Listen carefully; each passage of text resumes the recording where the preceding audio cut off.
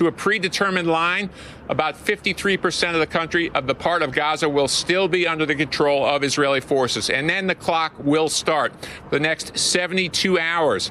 That's how much time Hamas will have to release all 48 hostages, dead and alive. Fox's Steve Harrigan in Tel Aviv. The president will go to the Middle East this weekend. He's been invited to address Israel's parliament Sunday. Today, President Trump goes to Walter Reed Medical Center to get a health checkup and meet some U.S. troops there. The New York Attorney General, who won a civil fraud case last year against then-candidate Trump and his company, Letitia James, is now charged with criminal fraud related to a mortgage application. These charges are baseless. And the president's own public statements make clear that his only goal is political retribution. Now, when James first ran for attorney general in 2018, she vowed to target President Trump, calling him illegitimate. The massive fine in the Trump fraud case that she won last year was overturned on appeal. America's listening to Fox News. I'm Emily Campagno, and I'm taking you inside the Idaho murders. In Moscow, Idaho, a small college town, one case so violent and heartbreaking shocked the nation. 4 students were found brutally murdered in their off-campus home, prompting a cross-country search for the cold-blooded killer. The Fox True Crime Podcast presents Inside the Idaho Murders. The evidence, the manhunt, the killer, and the victims. Listen and follow now at foxtruecrime.com. Every weekday, it's your go-to source for staying informed and entertained. The Fox News Primetime Highlights Podcast, offering a curated selection of the most impactful moments of the Ingram Angle, Jesse Waters Primetime, Hannity, and Gutfeld. Listen and follow now so you never miss a moment of the action-packed highlights from these must-watch Fox News Channel shows. Go to foxnewspodcasts.com or wherever you listen to podcasts. America's listening to Fox News. The National Guard deployment to the Chicago area has been put on hold, blocked for at least 2 weeks by a federal judge who found no evidence of rebellion. She made the correct decision to enter a temporary restraining order. That's Illinois' Attorney General Kwame Raoul, a Democrat. Hundreds of troops had already arrived, sent by Texas's Republican governor. National Guard troops are being deployed in Memphis, welcomed by Tennessee's Republican governor in a crime crackdown there. And while that gets underway, a deployment will soon end in Washington that President Trump says has made D.C. safer. More than half the states contributing National Guard troops to the law enforcement initiative in Washington have set target dates for their withdrawal later this fall. The National Guard was activated in D.C. in August after President Trump declared an emergency over crime. The order placed the Metro PD under federal authority for 30 days, then lapsed when Congress did not renew it. But roughly 2,300 Guard members from 8 states and D.C., as well as hundreds of federal law enforcement officers, remained in the city. Over 4,000 arrests have been made since the deployment began. Tom Rigotti, Fox News. On day 10 now of the government shutdown on Wall Street, stock futures are rising. The day after losses dropped the NASDAQ off a record high. In the baseball playoffs, the Phillies are out. Pages breaks his bat. Kerkering got to find it. Throws to the plate. Oh, my goodness. He throws it away. And the Dodgers have won. That error by the pitcher in the bottom of the 11th inning won the game and the series for Los Angeles. The Dodgers beat and eliminated Philadelphia 2-1 on TBS, advancing to the National League Championship Series to play either the Cubs or the Brewers. Chicago forced a final game of that series tomorrow with a 6-0 shutout win. And on Thursday Night Football, an upset. The New York Giants beat the Philadelphia Eagles 34-17. The defending Super Bowl champions have lost 2 straight since a 4-0 start. The Giants are now 2-4. I'm Dave Anthony, and this is Fox News. For decades, Dennis Prager shared his wisdom with listeners around the world through his lectures, courses, interviews, and debates. Now, for the first time, the collective wisdom of Dennis Prager is being made available as a podcast. Listen to Timeless Wisdom with Dennis Prager, with new episodes released for a limited time only as a podcast. Subscribe for free today at DennisPrager.com. That's Timeless Wisdom with Dennis Prager, exclusively at DennisPrager.com. Want to see if you could pay less in taxes? Try the quick and easy tax calculator at willsave.com. Yes, a free tax calculator. That's WILSAVE.com. Calculate how you could keep more of your hard-earned money and give less to Uncle Sam, especially in retirement. Get your free tax analysis today at willsave.com. And don't forget to tune in to Protecting Your Assets with Steve Shyman every Saturday morning at 8, right here on AM 560, The Answer. Fellow patriots, our neighbors in Manteno are under attack. Governor Pritzker handed over $536 million of your tax dollars to Goshen, a company affiliated with the Chinese Communist Party and under congressional investigation. Now Goshen wants to use toxic chemicals near family homes. But the concerned citizens of Manteno are fighting back in court, and they need our help. Join us Tuesday, October 28th at Olympia Fields Country Club for an evening with Gordon Chang, a leading expert on China's threats to America. Cocktails at 6, dinner at 7. Every dollar raised goes directly to their legal battle against the CCP-affiliated Goshen. Get your tickets now at breakthrough-ideas.com. Learn more at our Dump Goshen webpage. This is our fight, Illinois. American taxpayers shouldn't fund Communist China's expansion onto American soil. Get involved today. Breakthrough Ideas and the Coalition for a Prosperous America are sponsoring this event and standing with concerned citizens everywhere. Is the conflict between Israel and the Palestinians the revival of an ancient conflict recorded in the Bible? The nation of Israel is a resurrected nation. So what if there was going to be a resurrection of another people, an enemy people of Israel? The Bible speaks about this whole war as a dragon representing the enemy attacking a woman representing Israel. Dinesh D'Souza's new film, The Dragon's Prophecy, offers new understanding of October 7th, Israel, radical Islam, anti-Semitism, and biblical prophecy. Could the fate of the world, of humanity itself, be tied to this place? We came back to a land that was largely barren and empty, and we brought it back to life, and we're going to keep it. The dragon will not prevail. The Dragon's Prophecy, based on Jonathan Cahn's international bestseller. Watch it now or buy the DVD at salemnow.com. That's salemnow.com. Today, millions of people all across America are building a life in recovery from addiction and mental illness, helping themselves and helping each other, with friends, family, and community lending their strength and support. Join the Voices for Recovery. Together, we are stronger. For 24-hour free and confidential information and treatment referral for mental and substance use disorders, for you or someone you know, call 1-800-662-HELP. Brought to you by the U.S. Department of Health and Human Services. Hugh Hewitt says we'll see a turn to the church. The Secretary of State, the Vice President, Erica Kirk, all hit messages of salvation history. I think it will have a massive impact, but I'm begging the ministers of word, whatever your denomination, to preach openly and welcomingly to the people who come. The Hugh Hewitt Show, afternoons at 2, right before Sean Thompson at 4 on AM 560. The Answer. It's October 10th, and this is your Fox Daily Snapshot. Today is World Mental Health Day, established in 1992 by the World Federation for Mental Health. Mental health problems ranging from issues like depression and anxiety disorders to conditions like schizophrenia or bipolar disorder affect millions of people around the world. On this day in 1957, President Dwight Eisenhower apologizes to an African diplomat who was refused service at a restaurant in Dover, Delaware. Dying on this day in 2004, Christopher Reeve, bursting to superstardom as Superman, he was paralyzed in a horse riding accident in 1995. In 1987,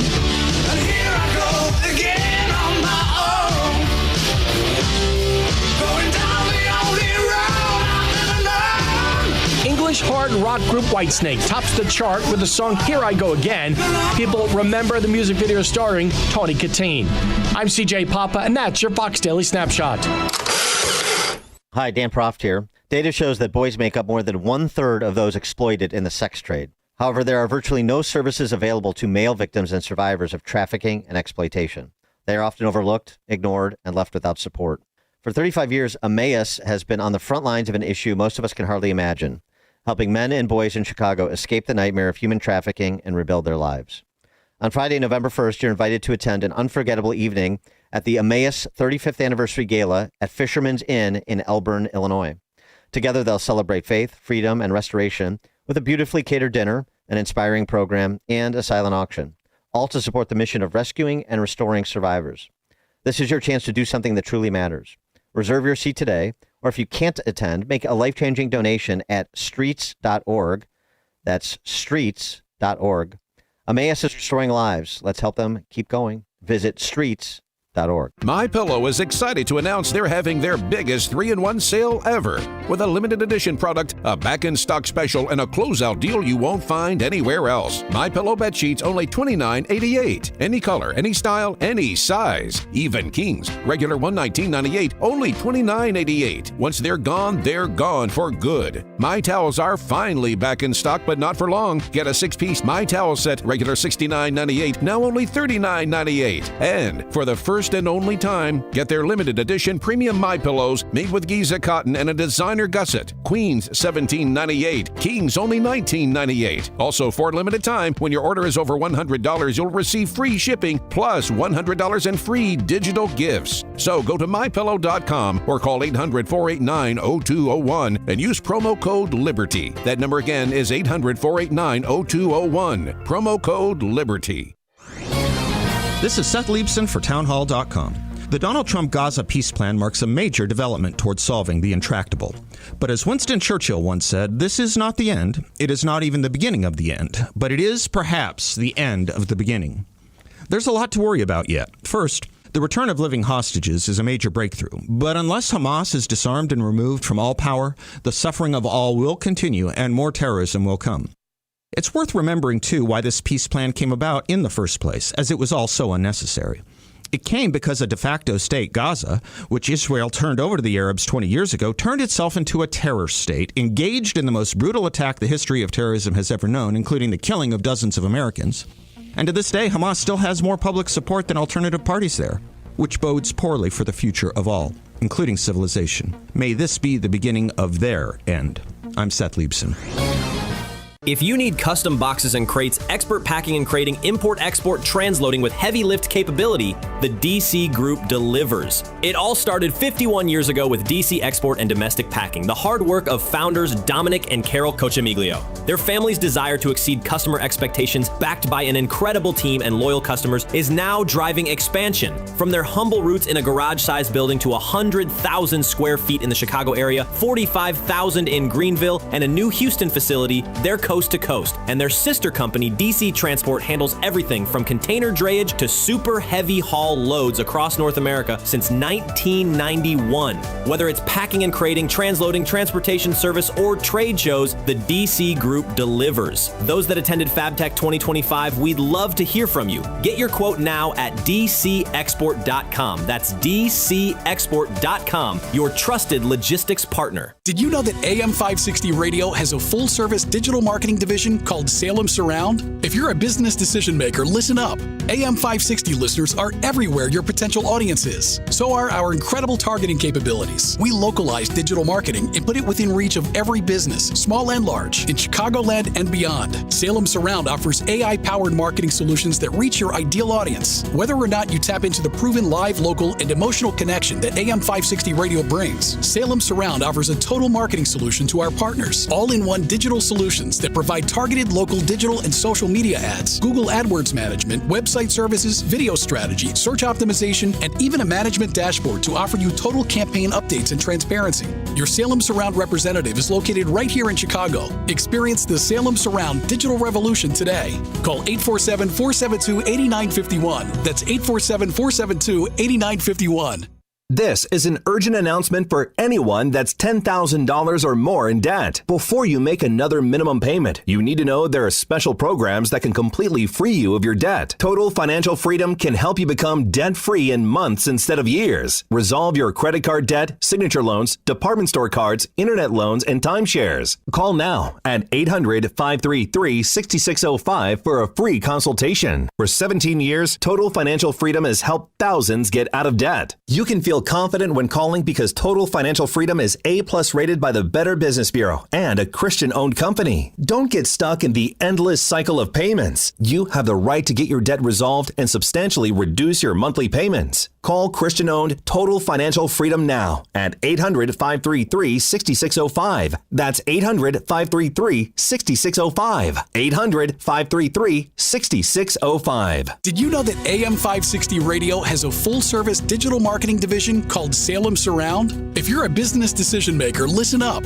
AM 560 listeners are everywhere your potential audience is. So are our incredible targeting capabilities. We localize digital marketing and put it within reach of every business, small and large, in Chicagoland and beyond. Salem Surround offers AI-powered marketing solutions that reach your ideal audience. Whether or not you tap into the proven live, local, and emotional connection that AM 560 Radio brings, Salem Surround offers a total marketing solution to our partners. All-in-one digital solutions that provide targeted local digital and social media ads, Google AdWords management, website services, video strategy, search optimization, and even a management dashboard to offer you total campaign updates and transparency.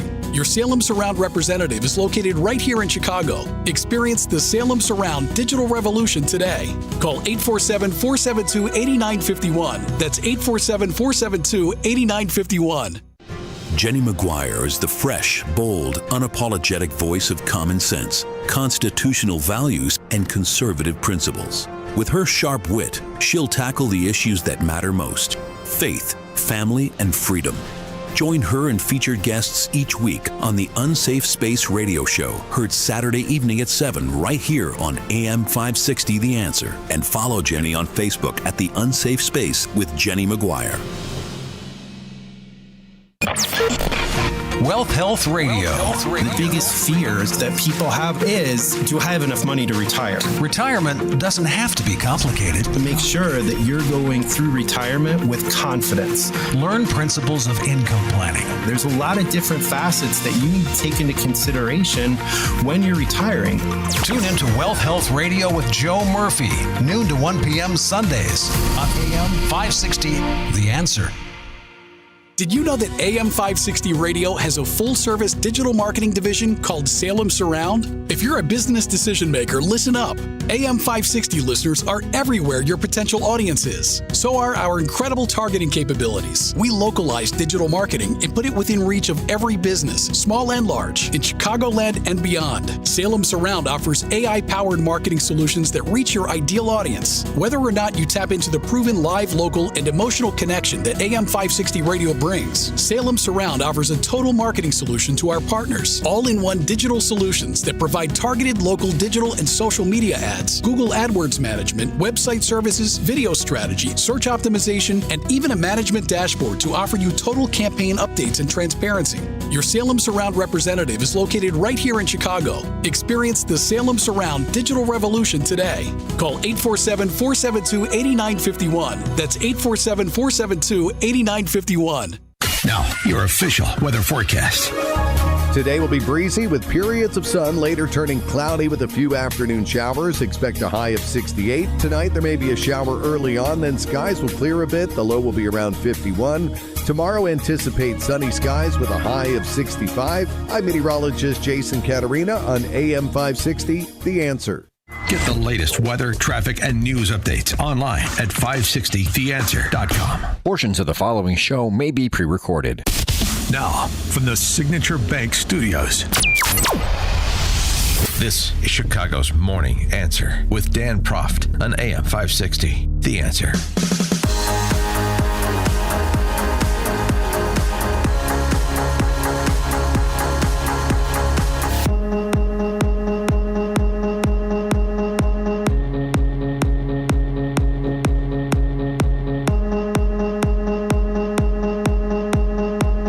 Top of the morning, Chicago. Yeah, I got you, didn't I, YouTube chatters?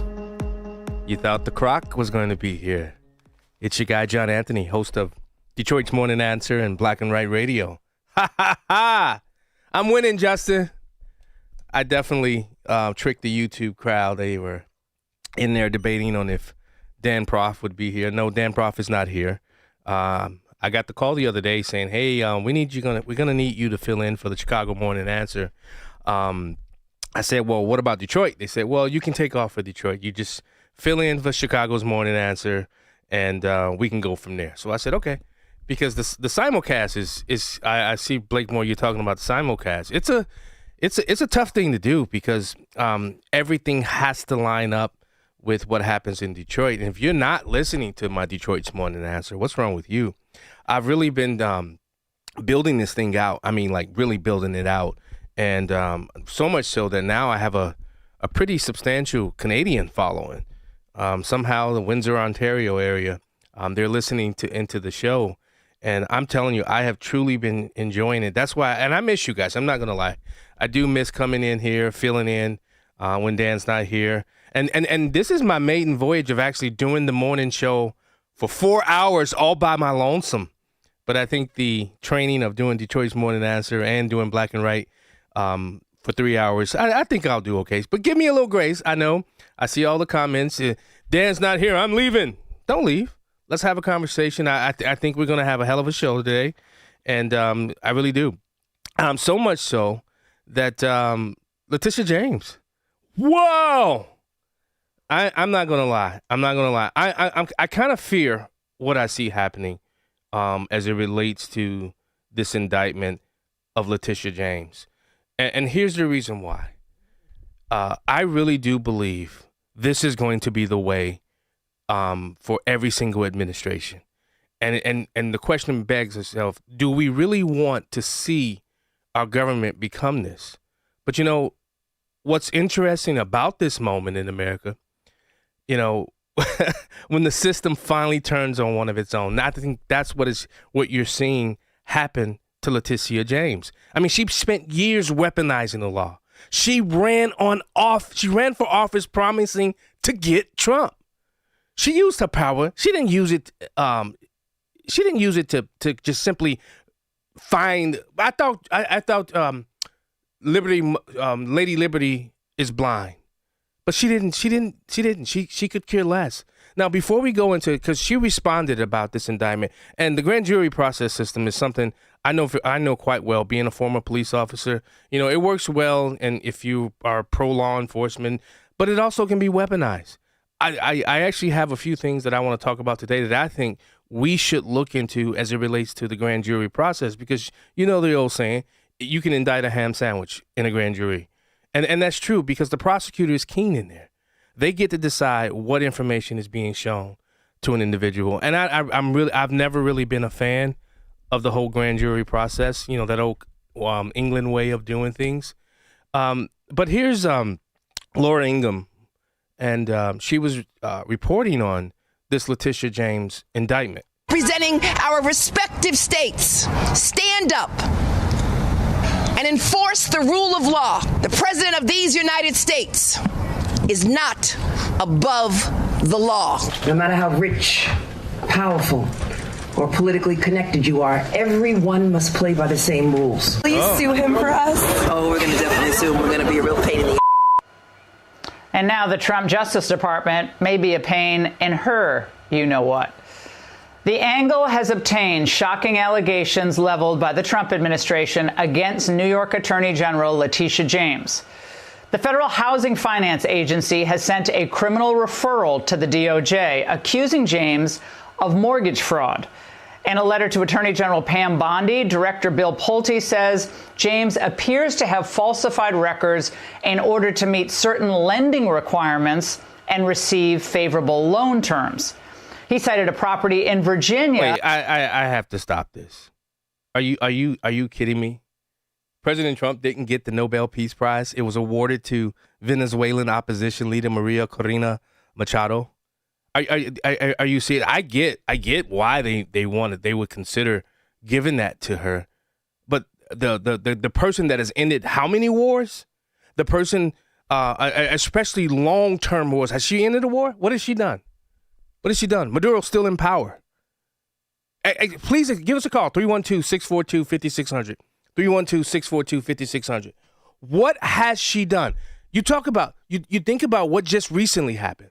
The release of the hostages in the Gaza and Israel occupation battle. What has this woman done that would have earned her? Listen to NBC News and how they break this down by Alexander Smith. The Nobel Peace Prize was awarded Friday to Venezuelan opposition leader Maria Corina Machado, who lives in hiding Let me say that again. Who lives in hiding after attempting to run against President Nicolas Maduro. Machado, 58, was recognized for keeping the flame of democracy burning amidst a growing darkness and ever. You hear the words that they're coming up and how they're trying to massage this message of who she is. Now, I get it.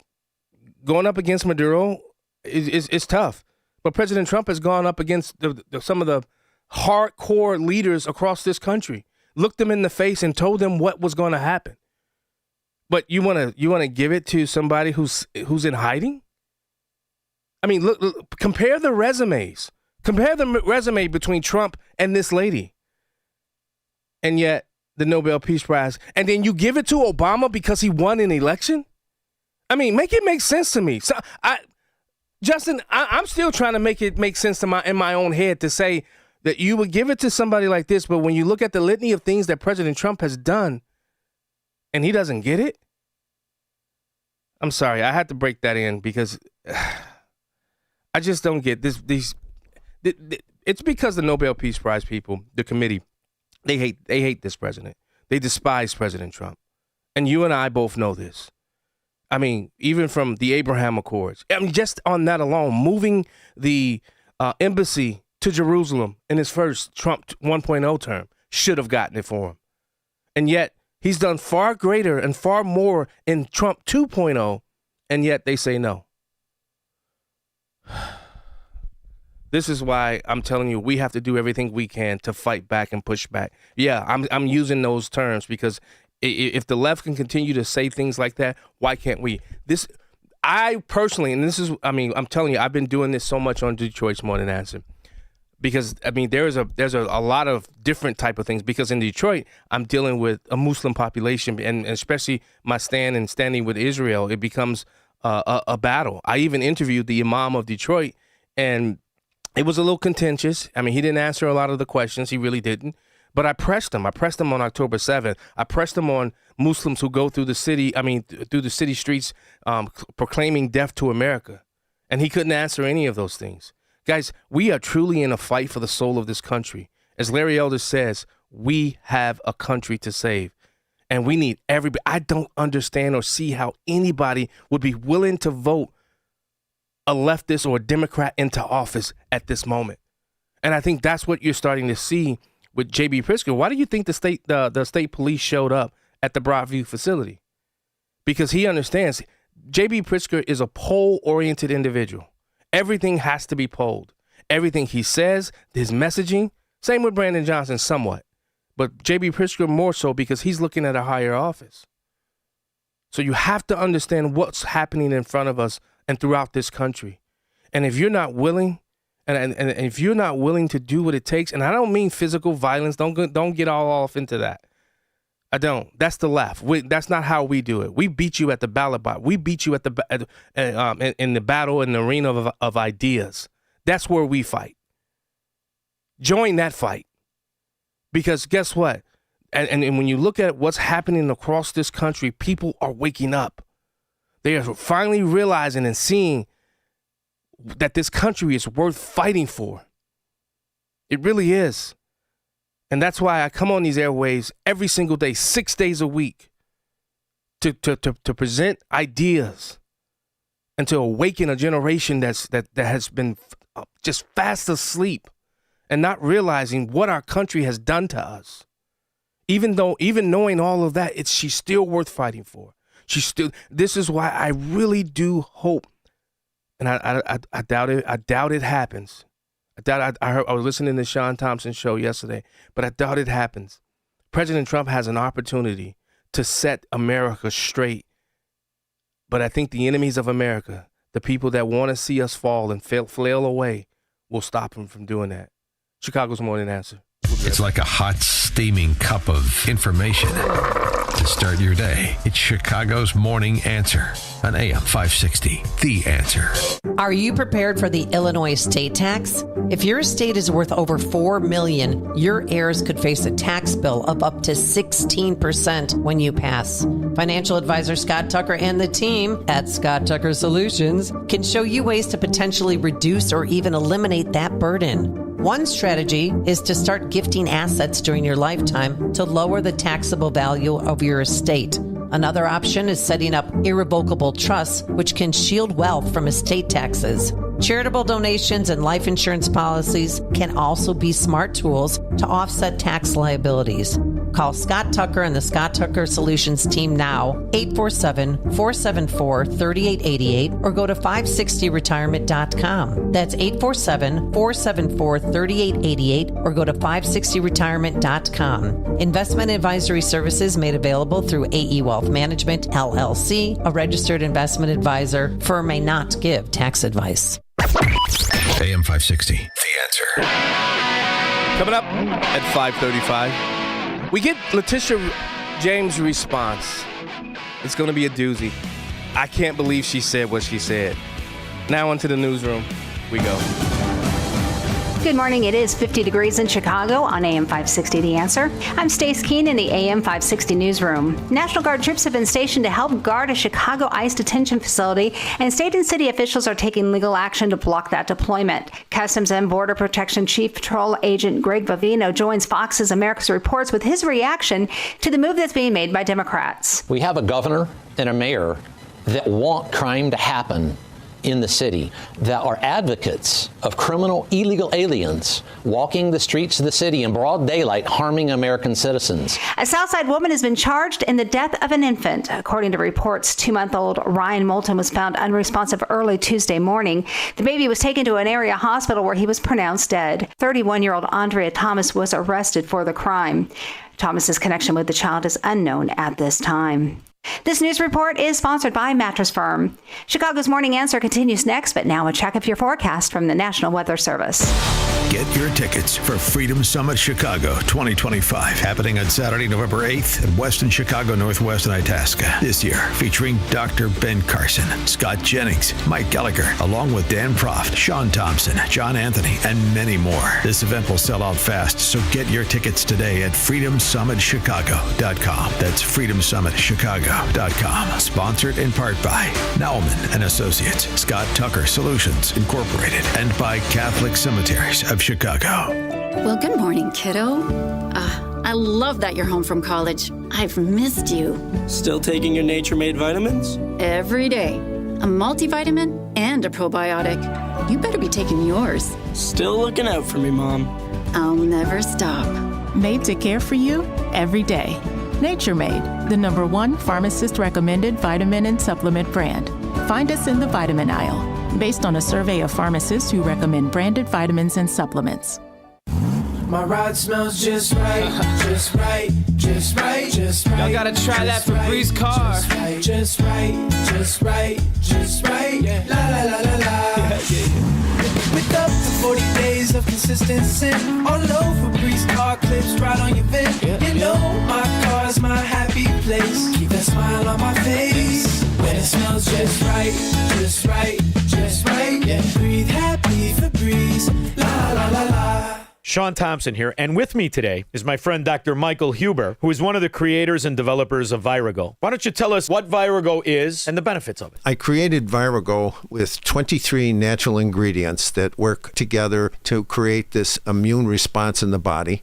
I created it to fight viruses. Well, what I love about it is I don't want to put anything in my body that isn't natural. So I love the idea that you took 23 natural ingredients and mixed them together. And the benefits of that can be different to everybody, as everybody's unique, but at least you know they're all natural ingredients. They're natural bioflavonoids, natural vitamins, nothing synthetic about the vitamins. Like they have synthetic E out there and they have that. I didn't use any of those synthetic vitamins. Only natural vitamins, only natural bioflavonoids. That's the only thing that I would use. I absolutely love it. Go to myvirago.com, myvirago.com. Use coupon code IMMUNE to save 30%. Virago and Maha. Maha starts with Virago. Making America healthy again. If you want thick, healthy, gorgeous hair, then you need Hair Volume from New Nordic. Available online at Amazon and NewNordicUSA.com or in the hair care aisle at your local CVS. Now, your official weather forecast. Today will be breezy with intervals of sun, later becoming cloudy with a few afternoon showers. Expect a high of 68. Tonight, a chance of showers early, then partly cloudy skies. The low will be around 51. Tomorrow will bring abundant sunshine with a high temperature of 65. I'm meteorologist Jason Caterina on AM 560, The Answer. Get the latest weather, traffic, and news updates online at 560theanswer.com. Now, from the Signature Bank Studios. If you're looking for the latest news, insight into what it means, and the sharpest opinion, there's only one station in Chicago where you can turn, and it's this one. We're AM 560, The Answer. Welcome back to Chicago's Morning Answer with Dan Prof.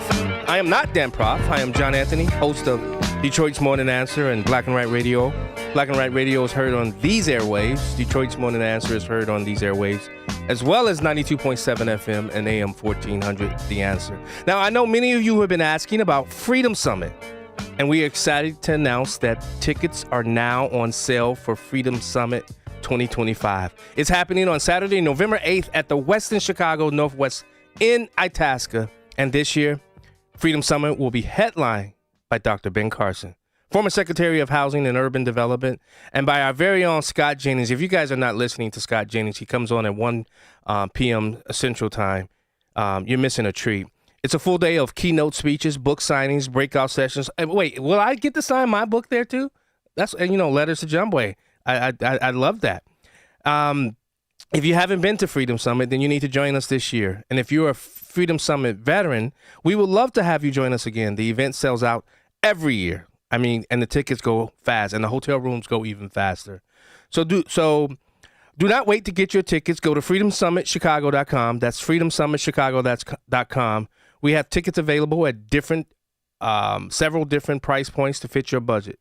So get your tickets and make plans to join us at Freedom Summit Chicago 2025 on November 8th, freedomsummitchicago.com. I just want to, before we go to the phone lines, I want to really play this Letitia James. She came out and she responded. I want you to listen to the words she actually says as she responds to this indictment that the DOJ has brought forth. And the word usage, the word choice is just, you can't make this up. This is nothing more than a continuation of the president's desperate weaponization of our justice system. He is forcing federal law enforcement agencies to do his bidding, all because I did my job as the New York State Attorney General. These charges are baseless, and the president's own public statements make clear that his only goal is political retribution at any cost. The president's actions are a grave violation of our constitutional order and have drawn sharp criticism from members of both parties. His decision to fire a United States attorney who refused to bring charges against me and replace them with someone who is blindly loyal not to the law, but to the president, is antithetical to the bedrock principles of our country. This is the time for leaders on both sides of the aisle to speak out against this blatant perversion of our system of justice. Are you hearing? Every single thing that she did to indict, convict former president, now President Donald Trump, and now she's faced with it. You would think that if you know that you're going to go after somebody like President Trump, Trump got pettiness in him. I'm telling you, Trump is one of them New York petty people. You should know that make sure your house is clean before you try to do something like this. Because I am sure President Trump, I guarantee you, I don't care what anybody says, I guarantee you President Trump does have an enemies list. People that he knows that came after him when he was, after he left office. I guarantee you he has one. And she should know this. I stand strongly behind my office's litigation against the Trump Organization. We conducted a 2-year investigation based on the facts and evidence, not politics. Okay, I can't listen to this no more. Let's go to Neil. Neil from Arlington Heights. Welcome to Chicago's Morning Answer. You mentioned the Nobel Peace Prize and how ideological it's gotten. And to this day, I'm amazed that Mahatma Gandhi, one of the greatest advocates for peace, in a long time, has never, to this day, even posthumously, after his assassination, has never been awarded the Nobel Peace Prize. That's in a very all this good time. That's a good point, Neil. That's a really good point. And for somebody like him not to get it it shows you just the political nature of the Nobel Peace Prize Committee, even going back decades. Thanks, Neil. As far as thank you, John. No, go ahead. Oh, as far as Letitia James, this is just more of the bearing of false witness.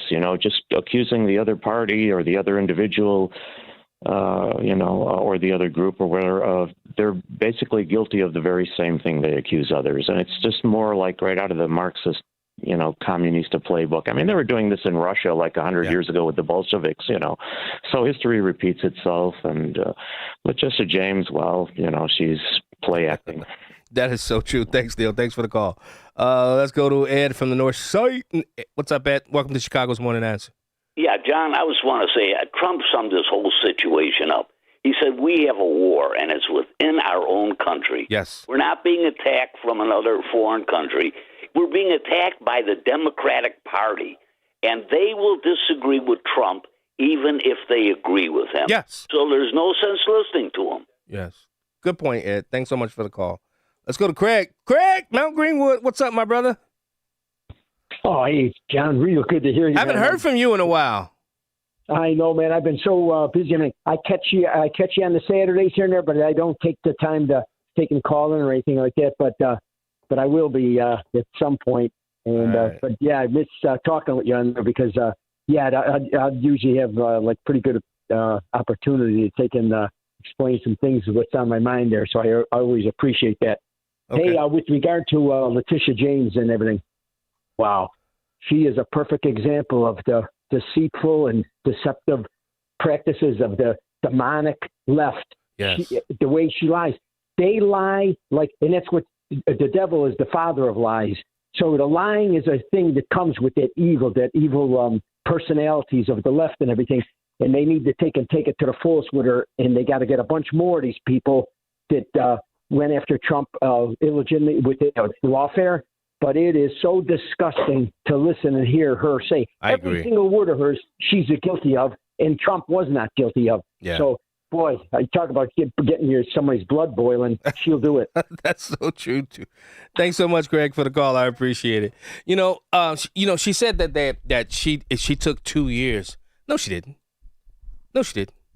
Here she is. Here's a montage of her. Even before she was running for the office, she was prepping for President Donald Trump then. Why say something like this? Thought I let Craig go. Why you specifically said that you were going to get President Trump. Get Trump.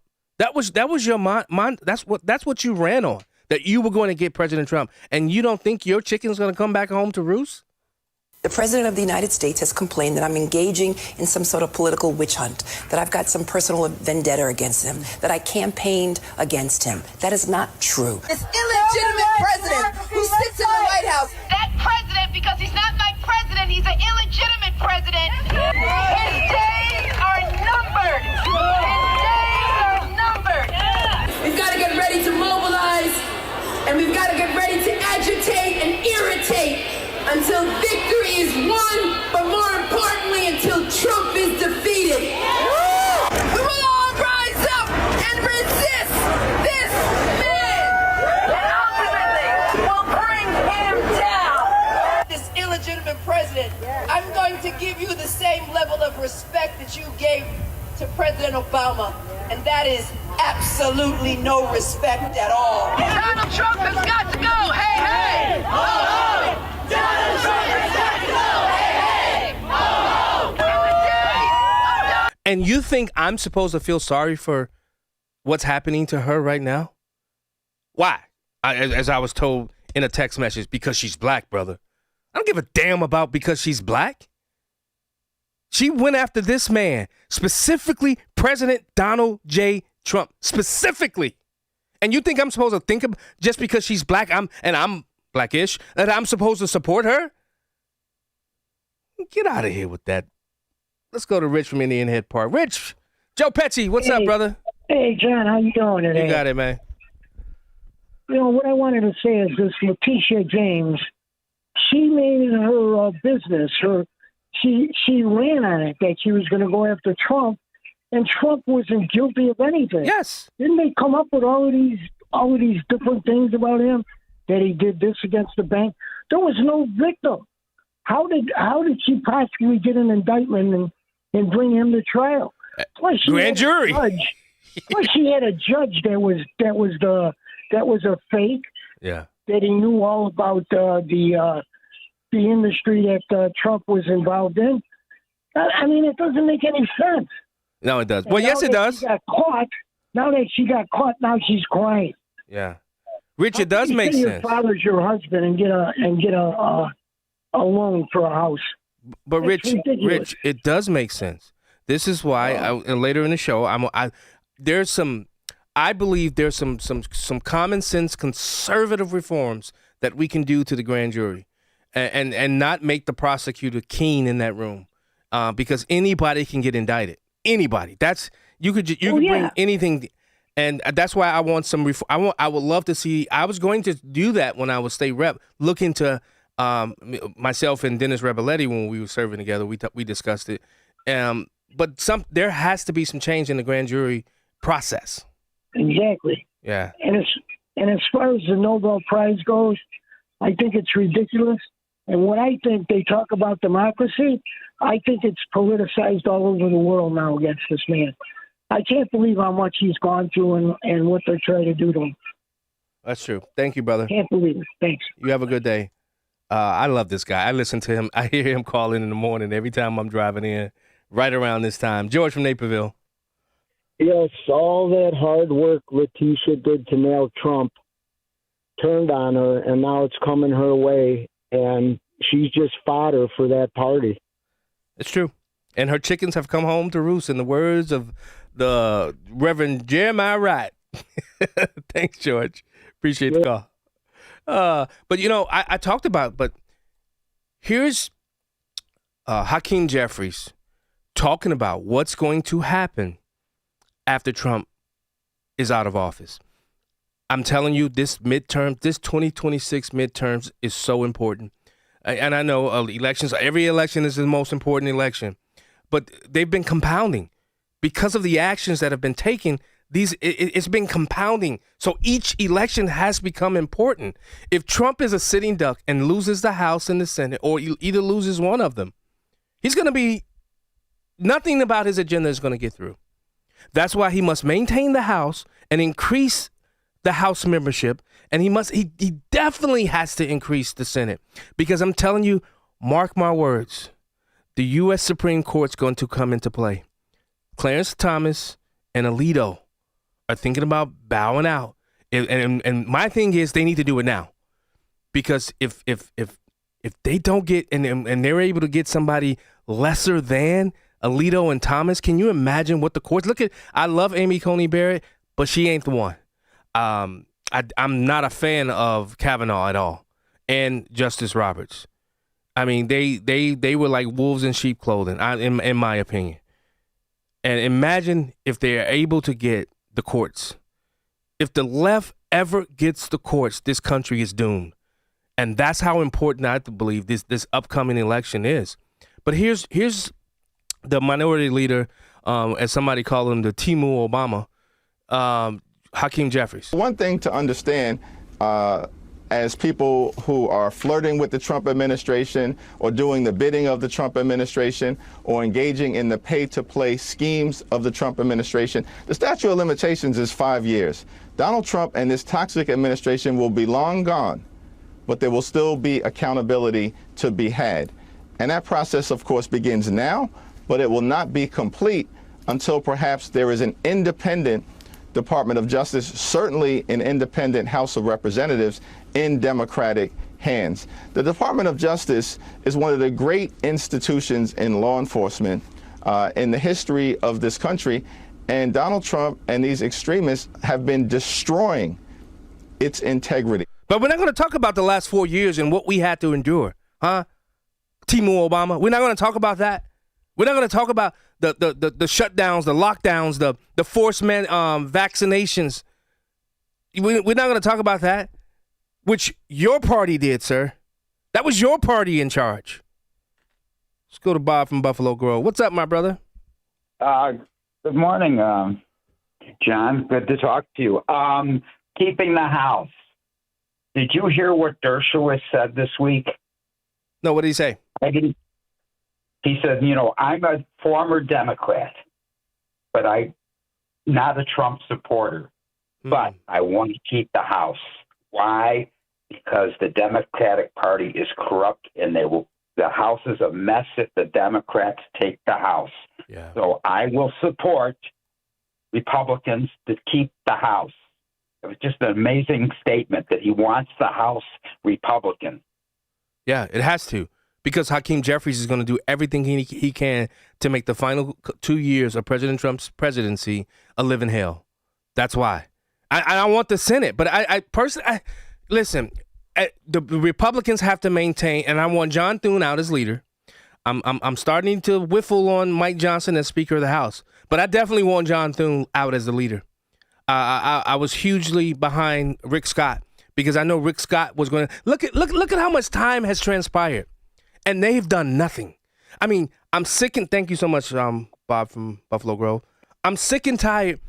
We've had what's this month? October, and we can't go back to the normal budgeting process. We have to continue to do these continuing resolutions. That's a leadership issue. I know Mike Johnson, the Speaker, has passed, I think, 3 appropriations bill out of the House. But what about, and then everything goes to die in the Senate. Why? Finally, John Thune grew a pair and pushed through all of Trump, I believe it was 107 of Trump's appointments. Finally? Harry Reid would have done that on day one. What is with these weak in the knees, no spine having Republicans? What is with them? I'm just trying to figure it out. Now, I want to go back to Letitia James. Yeah, I go all over the place now. Yeah, I love it. Remember Alina Habba, Trump's attorney? Here's a flashback moment for you. But I was told to sit down today. I was yelled at, and I've had a judge who is unhinged slamming a table. Let me be very clear. I don't tolerate that in my life. I'm not going to tolerate it here. And you know what? You shouldn't either. Because not every American citizen gets a camera and a microphone. And what I'm seeing is such a demise of American judicial system and democracy. Miss James came out this morning and said that she knew Mr. Trump, and she always calls him Mr. Trump because it kills her that he was the president. But the 45th president of this country, one of the best presidents we've had, has built a great company. It's worth a ton more than that statement of financial condition. And she doesn't know how to get out of it because her politics won't allow her. She calls him a bully. She says he's going to bring out racial slurs. He's going to say things today and taunt her. Well, Miss James, you taunted him. Before you came into office, before you saw one record, one statement of financial condition, you taunted him. You said his administration was too male and too pale. Those are her words. She said that she and Michael Cohen were going to be his biggest nightmare. Where I have some news for you, Miss James. Michael Cohen folded, lied, and crumbled. Your star witness, along with all the DAs and corrupt AGs, need to be paying attention to what happens when you let us take the stand. When you let my client speak the truth, and the judge can tell me to sit down, and he can try and shorten my client's testimony, but it is loud and clear. They've got nothing. They've got nothing but their politics. She's got nothing but her Soros backing, which we discovered recently. And I am sick. And I'm so excited about what's happening with this Antifa. I have been calling when I've been on Black and Right. I have been calling for RICO charges as it relates to Antifa. When you think about bricks being ready to go, when you think about people already being mobilized to go out and not protest. This isn't protest what's happening with Antifa. This isn't protest. I don't care what you did. That is not protest. When yesterday in Aurora, when the ICE agent's vehicle was broken out in the back, that's protest? That's peaceful protest? Get the guys. I'm trying to be saved and sanctified and Holy Ghost filled. But what's happening in this country is really getting to me, and especially. And I haven't addressed this crowd as it relates to Charlie Kirk and his assassination and his murder, and these simpletons celebrating that a good man died. That's evil. And that's what's permeating this country right now. The evil is on the march. Look at across this country. Look at what's being defended, the indefensible. And yet we're supposed to just go along with it. I'll be damned if I do. Chicago's Morning Answer. There's only one radio show in Chicago talking about today's biggest stories and telling you what they really mean. That show is this one, Chicago's Morning Answer on AM 560, The Answer. Sign up for the AM 560 Answer Advantage to get early alerts on event ticket sales, special discounts, and contest opportunities. Sign up today at 560theanswer.com/advantage. Salem News Channel is America's fastest growing conservative TV network. It's an absolute crazy day. Home to the largest lineup of free speech champions anywhere, delivering in-depth insight and unapologetic opinion on today's biggest news stories. Americans aren't going to put up with this anymore. S&C brings you the news that matters, told with integrity and clarity. Watch Salem News Channel free 24/7 on your television. Stream now on Samsung TV Plus, channel 1177. Gain insight into building strong marriages and raising godly children with Focus on the Family with Jim Daly each weekday at 11:30 a.m. on our sister station, AM 1160. Hope for your life. This is Seth Leibson for Townhall.com. The Donald Trump Gaza peace plan marks a major development towards solving the intractable. But as Winston Churchill once said, this is not the end. It is not even the beginning of the end. But it is perhaps the end of the beginning. There's a lot to worry about yet. First, the return of living hostages is a major breakthrough. But unless Hamas is disarmed and removed from all power, the suffering of all will continue and more terrorism will come. It's worth remembering, too, why this peace plan came about in the first place, as it was all so unnecessary. It came because a de facto state, Gaza, which Israel turned over to the Arabs 20 years ago, turned itself into a terror state, engaged in the most brutal attack the history of terrorism has ever known, including the killing of dozens of Americans. And to this day, Hamas still has more public support than alternative parties there, which bodes poorly for the future of all, including civilization. May this be the beginning of their end. I'm Seth Leibson. Signature Bank is Chicago's fastest growing independently owned business bank, a bank where relationships still matter. Signature Bank knows your name and your story. I'm Dan Proft, and I know this because Signature Bank is my business bank. Anthony and John here from Bionic Auto Parts, proud clients of Signature Bank. We deliver high-quality, recycled and remanufactured auto parts to Chicago and Milwaukee. Our mission is simple: provide parts safely, reliably, with great customer satisfaction. We process over 350 vehicles a month. With big banks, everything took forever. Layers of approvals and endless delays. At Signature Bank, one call got it done. Whether it's lending, deposits, or treasury management, they deliver fast. Signature Bank made us feel like family. That's a partnership we deeply appreciate. Signature Bank helps local businesses succeed. Want to learn how Signature Bank can help turn your business vision into reality? Call Signature Bank at 773-467-5600 or visit signaturebank.bank. Member FDIC, Equal Housing Lender. If you're looking for the latest news, insight into what it means, and the sharpest opinion, there's only one station in Chicago where you can turn, and it's this one. We're AM 560, The Answer. Want to see if you could pay less in taxes? Try the quick and easy tax calculator at willsave.com. Yes, a free tax calculator. That's WILSAVE.com. Calculate how you could keep more of your hard-earned money and give less to Uncle Sam, especially in retirement. Get your free tax analysis today at willsave.com. And don't forget to tune in to Protecting Your Assets with Steve Shyman every Saturday morning at 8, right here on AM 560, The Answer.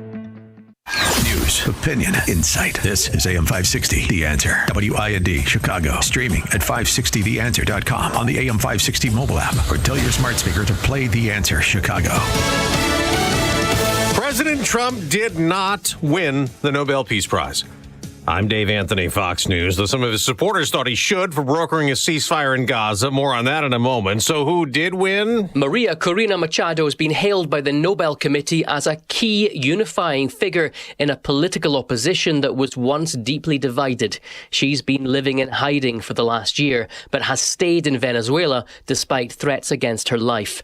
Machado wanted to run for president against Nicolas Maduro, but she was disqualified. That's Fox's Jonathan Savage. Now to that ceasefire. A lot of the Muslim and Arab countries, they're celebrating. Everybody's celebrating. Everybody loves the deal.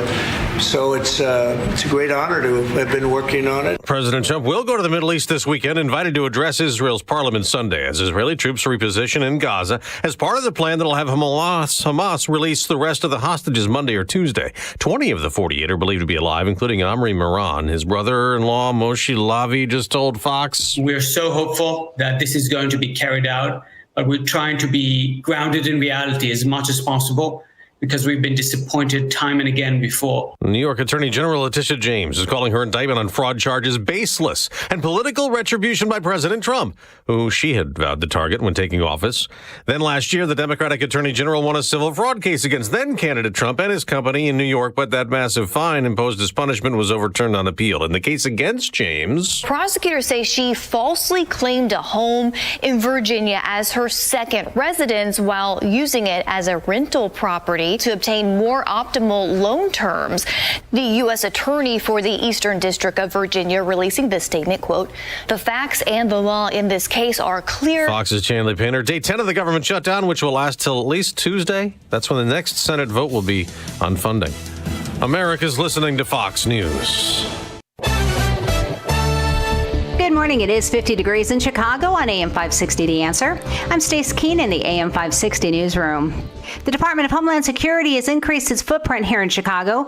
Fox's Jeff Manasso has more. Homeland Security Secretary Kristi Noem in a White House cabinet meeting saying, "We're purchasing more buildings in Chicago to operate out of. We're going to not back off. In fact, we're doubling down, and we're going to be in more parts of Chicago in response to the people there." The secretary also hardening existing government buildings here with additional security measures, as hundreds of National Guard troops are also on the ground to protect facilities and agents in Operation Midway Blitz. And as a court battle continues playing out over the legality of President Trump's troop deployment. To date, ICE says over 1,000 illegal immigrants, many of them criminals, have been arrested in the weeks since immigration enforcement began.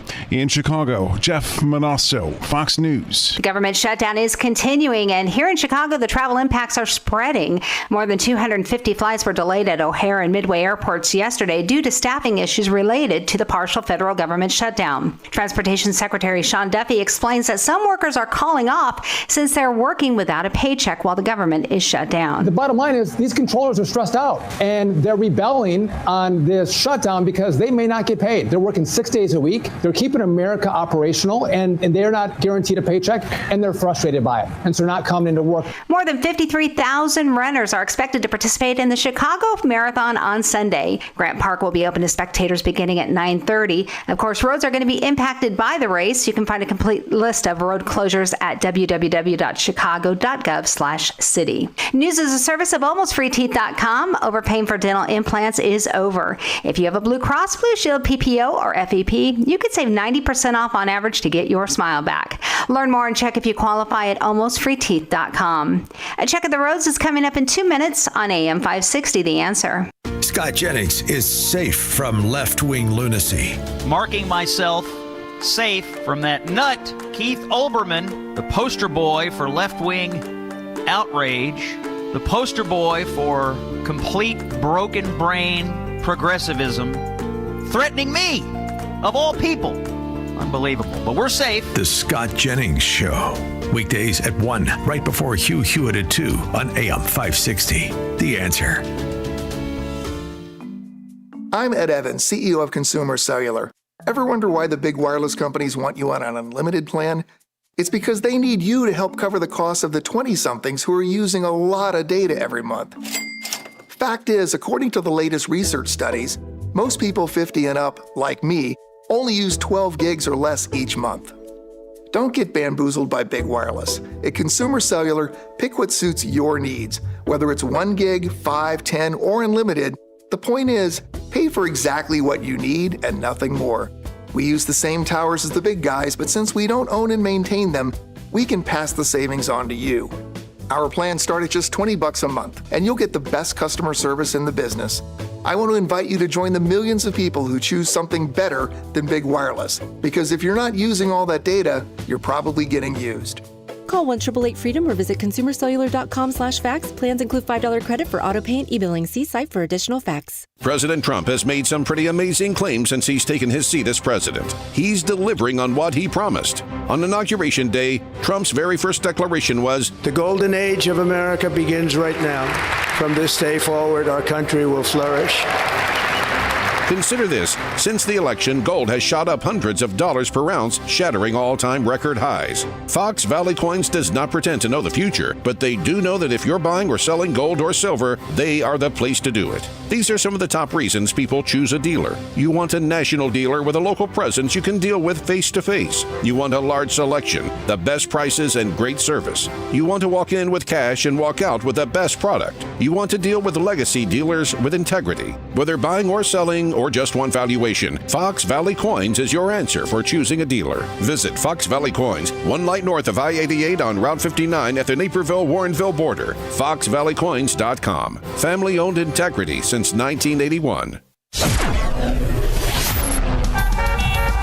Taking a look at the roads from the Team Hochberg Traffic Center, I'm Sue Aller. The Eden looks good in both directions from Lake Cook to Montrose. The Kennedy, no problems from Montrose to the Byrne Interchange in both directions. The Eisenhower inbound from Wolf to the Old Post Office, that is 13 minutes with a stall off on the right shoulder at Pulaski Road. No problems on the outbound side. Now the entrance ramp to get onto the outbound Stevenson, there's a flipped over car right at Lakeshore Drive. So outbound on the Stevenson from the Tri-State to Lakeshore is about 15. Inbound is 19. The Dan Ryan from 95th to the Byrne Interchange is 14. No problems on the outbound side. You do have a crash taking down 2 left lanes on the Bishop Ford, eastbound at King Drive. And then watch out for a crash on the outbound side of the Jane Addams at Roselle Road. Traffic is a service of David Hochberg Mortgage. Chicago's Morning Answer continues next, but now a check of your forecast from the National Weather Service. Today will be breezy with periods of sun, later turning cloudy with a few afternoon showers. Expect a high of 68. Tonight there may be a shower early on, then skies will clear a bit. The low will be around 51.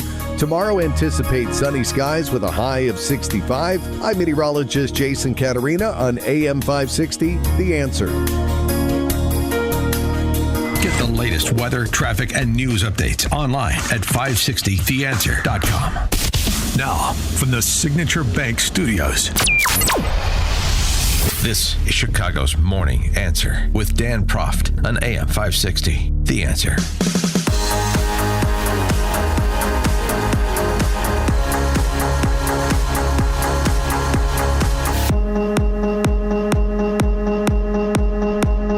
Welcome back to Chicago's Morning Answer with Dan Proft. I'm John Anthony filling in for Dan, the man Proft. You know, I never got to publicly say this, but Dan Proft interviewed me about my book, Letter to John Boy, and I think I sold like 65, 70-something books after that interview. I saw Dan. Dan, I know, I saw you get emotional a little bit.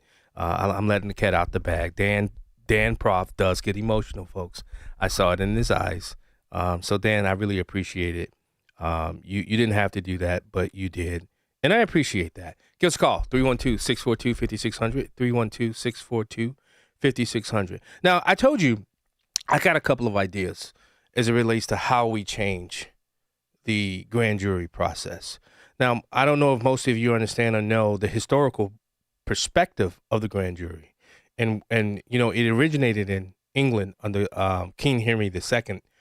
Listen to this, around 1166. Whew, that's long. And we kind of, colonial America, from the 1600s to the 1776, grand juries were active in colonial courts long before we gained independence. And then the U.S. Constitution, there's no explicit mention of it, But the Fifth Amendment, which was ratified in 1791, same when the Second Amendment was ratified, no person shall be held to answer for a capital or otherwise infamous crime unless on a presentment of or indictment of a grand jury. Now, here's some of the things that I think. Now, I'm not an attorney. I just play one on radio. So if you are an attorney, you call in. Let us know what you think about what I have to say about the grand jury process and some of the reforms that I think need to be implemented. 312-642-5600. Here's the problem, because I'll point the problem, but I'll provide the solution as well. Here's the problem. Modern grand juries, they're often dominated, as I stated earlier, by prosecutors. You know the famous saying, a prosecutor could indict a ham sandwich. Citizens, they sit on grand juries, but the prosecutor controls what evidence they hear. Here's the reform idea. How about we restore independence by allowing grand juries to call their own witnesses and review evidence outside of the prosecutor's control? How about we permit citizen-initiated investigations into government while they're sitting on the grand jury? Permit citizen-initiated investigations into government misconduct, corruption, and public waste, returning the grand jury to its watchdog role envisioned by the founders, because this political aspect of it is a problem in my estimation. How about this problem? Grand juries proceedings are secret, which protects. Why do they make the grand jury secret? It protects reputations, but it also hides potential abuses of power or political targeting. I mean, that's something us conservatives we've raised involving Trump, the pro-life activists, and even some law enforcement officers. Here's my idea of how we shift it and how we change it. We maintain the secrecy for witnesses and jurors, but we allow post-indictment review by judges or oversight panels to ensure the process wasn't politically motivated. How about we require a written justification for any politically sensitive indictments?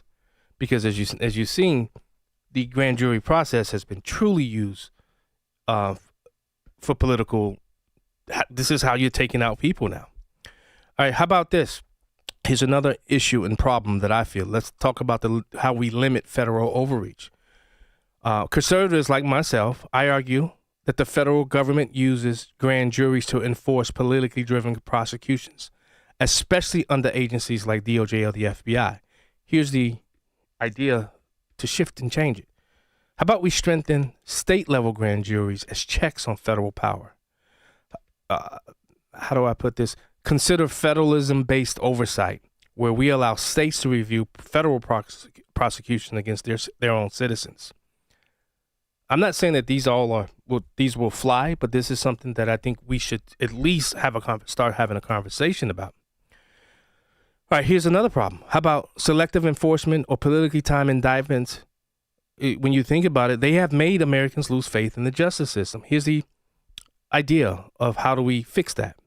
We require balanced evidence presentation, both exculpatory, helpful to the accused, and inculpatory, helpful to the government. We limit the use of sealed indictments except in national security cases. We allow citizens' legal counsel to submit exculpatory material directly to grand juries. I mean, there's a few more, but what about those ideas? What do you think about those ideas? Give us a call, 312-642-5600. I think, because they talk about no kings, but the prosecutor is king in the grand jury.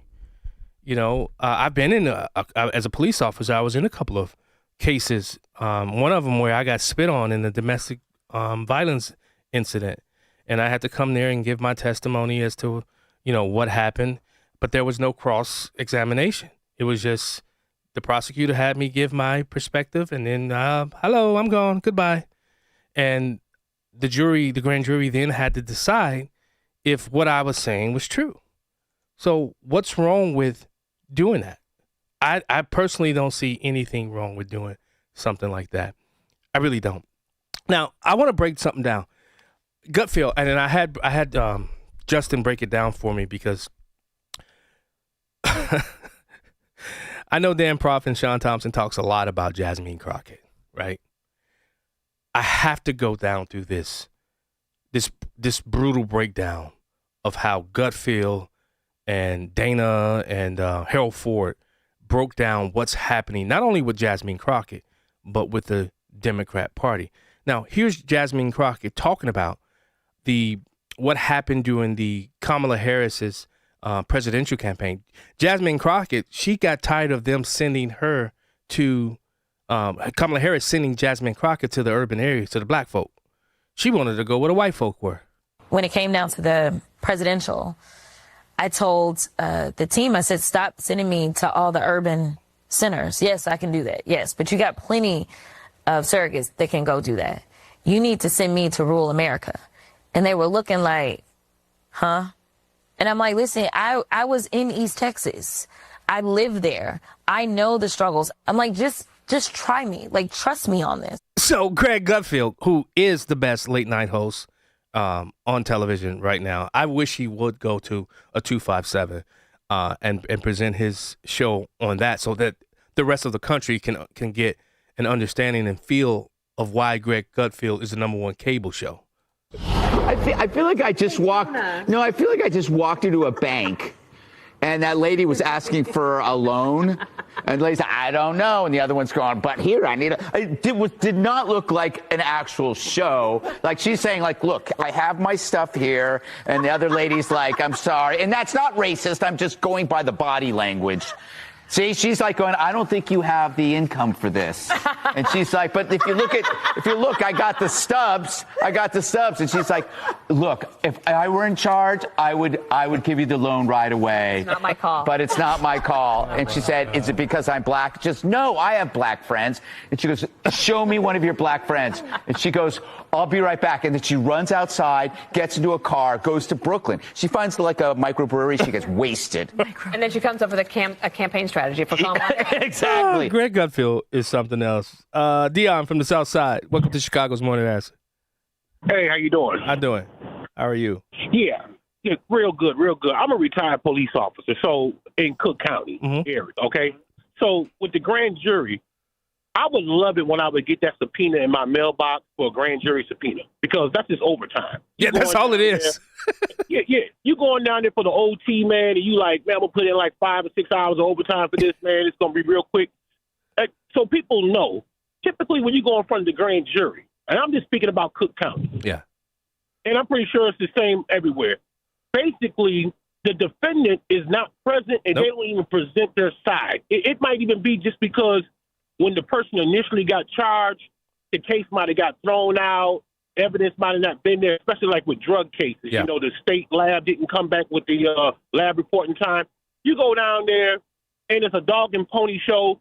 The prosecutor basically just reads off some stuff that they're alleging the person did, who isn't there to dispute it.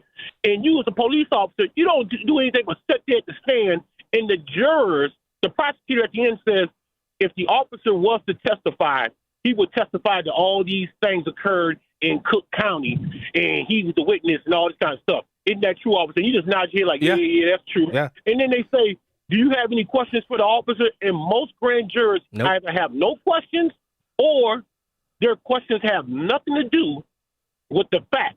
They're just shocked, like, so the person really had this gun or stuff like that. To me, grand jurors should have a little basic knowledge of the law, because anyone can get indicted and didn't do anything wrong at all, simply because the grand jurors really don't understand the law. They're being walked down the road by the prosecutor. Their job that day is to indict you. Whatever the indictment is they ask for, they typically get it. That's true. They typically get it. In order for them not to get it, they got to basically walk in there and not want to get it. Yeah. Because they get it. They always get the indictment. It's very easy to indict somebody. So you got to do some reform where, to me, jurors should at least understand the law. You shouldn't just get Joe Blow off the street and just have him making judgment calls on stuff that he don't even understand, especially when it comes to, like, state statutes. Everybody knows right from wrong, but do you understand the law, especially when it's complex? People don't understand that. That's one of the reforms I would make. You know, just, hey, have the defendant maybe be able to be present so they can at least give some pushback or some context into, hey, this is what really happened. you know, you're not asking the correct questions. You know, when the prosecutor's doing their thing. Yeah. You know, to me, that's just not fair, and it's a waste of time. So I would actually make that reform, in my opinion. You know, that's all I want to I think the only question that a juror wanted to know from me was where I was spat on. And when I told her, you know, I had to put, you know, you have to specifically say where. I pointed to my right near my eye, my lip, and then on my chest. And then that was the only question that one of the jurors posed to me. That was it. Nothing else. Yeah, it's the quickest OT you ever get, man. And especially if you're working at one of those departments where they just give you a minimum, like, you're going to get a minimum 4 hours if you show up. What? You're there 10 minutes. 4 hours, man. We get 2. I got 2 with Kendall County and Sheriff's Deputy. No. I went to the grand jury. I was getting 4. Ooh. I was putting in 4 hours, man. But I'm just saying, you might be there all of 15 minutes because they just tell a little story, and nobody from the defense is there to say, well, hold on. Isn't it true that my client wasn't driving the car? He was the passenger. You're not there to present their side of the case. You're just asking for, just give me these charges, because basically the prosecutor just wants you to give them these charges, and then they'll prove it later during the court trials, what they're claiming, you know, for the most part. Hey, Dion. So Dion, while I got you on the show, I'm actually going to be interviewing Chief Thomas Weitzel coming up. What's your take on what happened with the stand-down order in Chicago? Here's my thing, because they weren't going there to help them wrangle up illegal immigrants. They were going there to protect the officers from being assaulted. What's your take on that? Well, you know what? Chicago's real political, and I don't like the traffic that I heard. In addition, though, when listening to the radio traffic, it brings me back to where initially it sounded like they were going over there, that they were en route, and then they was told to stand down. And I kind of understand we got to know what actually happened behind the scenes, because you don't want cops going someplace if they don't know what's going on. Like when the feds called it in, is it just a hit and run and we're going over there and now we're going to be chasing someone through town and end up violating department policies? Is it already over, or did you say we're being attacked currently right now and we need you there? Those are the things that I would need to know. But Dion, the dispatcher said she was watching it on video, so she saw what was transpiring on video. And you and I both know there are ways around a stand-down order. There was a traffic accident. Every car should have responded to the traffic accident. That's what I would have done. Yeah, well, you know what, though? I would assume if I was working at the time, I would have been going over there setting up a perimeter regardless. So I would have been going in that direction regardless. Same here. Especially with a guy out on foot running. Yep, same here. Thanks, Dion. Appreciate your call and appreciate your service, brother. Take care. Let's go to my buddy Corey from Woodlawn. What's up, bro? Hey, how you doing, man? I'm doing well. You know, the biggest problem with what happened with, I think, Letitia James is this. Most people that buy property knows that what she did was she committed mortgage fraud, and I hope she gets prosecuted on it. Because it's not just that when you buy investment property, the interest rate on investment property goes up substantially. So true. This woman knew exactly what she was doing, and then she had the nerve to go get her father because she knows if I can grab a vet, I can get a discount point, I can get down even lower. So this woman is going after Trump because she said Trump is a an unfit human being. He's this, he's that. But look at her trail. Not just her, even the other lady that was involved with the Fed. She's inside. I don't know if she has Herman Cain's post, but she's one of the Fed people. But this woman did the exact same. Oh yeah, Lisa Cook. Committed mortgage fraud. She should be. She's setting policy for the country, and she's committing mortgage fraud. You talking about Lisa Cook? Lisa Cook. She should also be prosecuted. Yeah. And there's a pattern here. Yeah. These guys are breaking the law openly. I don't even understand why the courts. These banks are even giving them these loans. They knew that Letitia James was a prosecutor. So someone should be looking at the person that actually handled that deal at that bank. That's all. Yeah. Good point, Corey. And Corey, I heard your story on Dan Prof's show. I never got a chance to say it. As somebody who lost their brother too, man, I'm that hurts, man. I'm praying for you. Yeah, and I'm very disturbed at the fact that they won't follow the law in Chicago. Yeah. And my younger brother was murdered in '93. His murder has never been solved. Wow. This is amazing. And then my other brother, he was beaten to death. And then they say, well, Chicago's not as bad. Chicago has so many murders in the city. The biggest problem is that it's only a few communities that's posting these murders. So when they say per capita, they're just trying to confuse us. We've got 7 communities that post more murders than the city of Baltimore. Yeah. HeyJackass.com. Go to HeyJackass.com. Oh, I go there all the time. Yeah. And those communities don't even have 150,000 people, but yet they're posting 400 or 500 murders a year. So true. Thanks, Corey. Yep. Appreciate the call. Detroit. Chicago's Morning Answer. This is the morning show more Chicago radio listeners are choosing. This is Chicago's Morning Answer on AM 560. The Answer.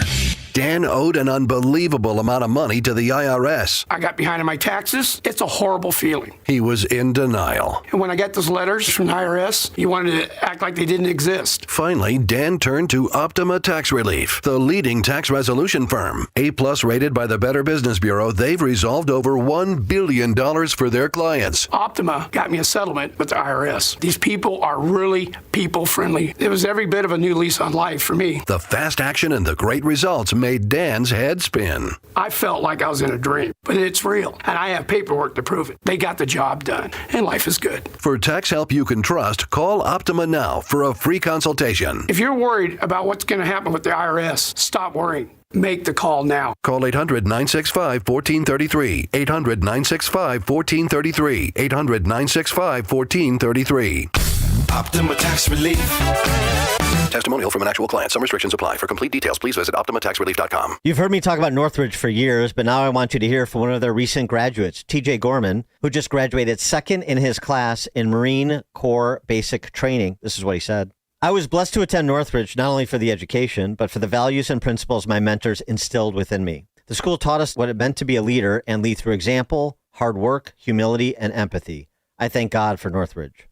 That's what makes Northridge Prep great for young men. The students are called to excellence to become true leaders. And these boys want to go to school each day. They love Northridge because they can be free to learn, to grow, and to be challenged. There's a real spirit of adventure on campus that you've just got to experience for yourself. For nearly 50 years, they've partnered with parents like no other school in the Chicagoland area. Today, in our nation, we need more Northridge graduates to lead the way as men of intellect and character who love God. Guys like TJ Gorman, men who put their values first. Their open house is Sunday, October 19th at 1 p.m. for boys in grades 6 through 12. Register at northridgeprep.org. northridgeprep.org. Some big news. Just before Charlie Kirk died, he issued a stark warning of terrifying dangers and threats ahead for those who stand for truth. Charlie wrote this in his last published work, the foreword for the new book, Pagan Threat. Authored by Pastor Lucas Miles, Charlie said that Pagan Threat could save America. Charlie said you must read, internalize, and share this book. It has the plan to stop the wokeism infecting America. Already a #1 Amazon bestseller, Pagan Threat is available wherever books are sold. Get Pagan Threat free with Newsmax's special offer and save $30. Go online now to paganthreat.com. That's paganthreat.com. Millions are tuning into Newsmax on all major cable systems. They're downloading our free Newsmax app on their smartphones. And they're getting Pagan Threat to see Charlie Kirk's final words. Go today to paganthreat.com. That's paganthreat.com. Business owners, now's the time for your business to make the move to a locally owned business bank.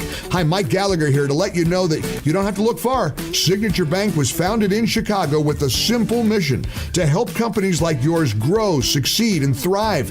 Their decisions are made locally by a terrific team that knows your name, cares about your business, and invests in your success. That's why Signature Bank is my bank. I'm a customer. As business owners, they knew that local family-owned businesses were not getting the help they needed or deserved.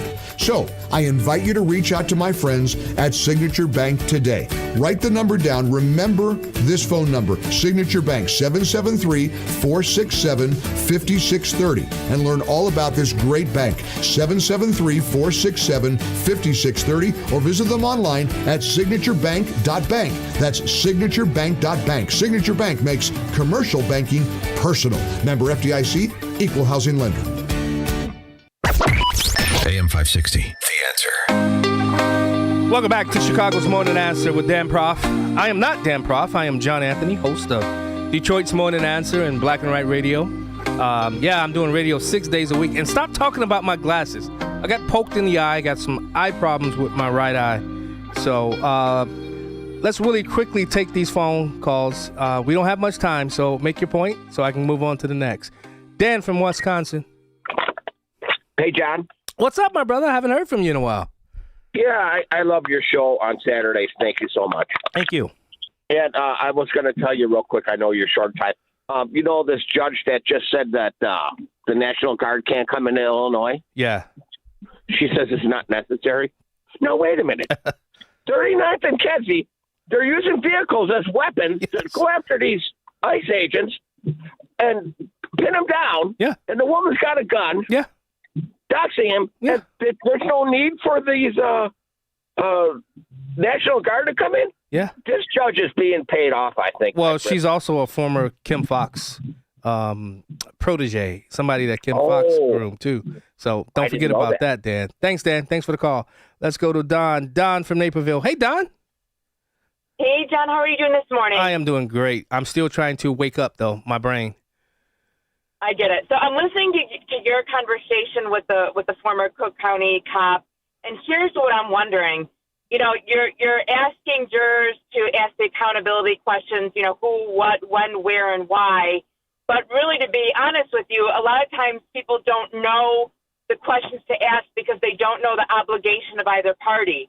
So I'm wondering if there's a certain legal standard, foundational test requirement that you can have jurors take so they have some sort of contextual information so they know the questions to ask. Does that make any sense? Yeah, but I'm wondering if people pass the Constitution that they give tests that they give out in the 8th grade and in high school as well. What happened with that test?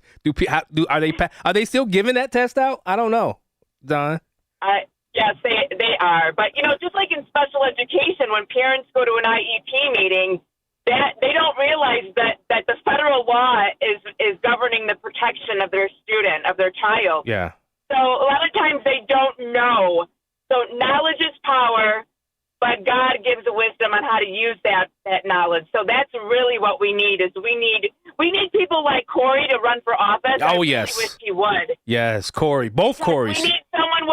We need someone with heart. We need someone who's tasted the pain. Like someone like Governor Pritzker hasn't tasted the pain. They don't know what it's like to be poor or have people that's been murdered or have people with disabilities. We need someone like Corey to fight.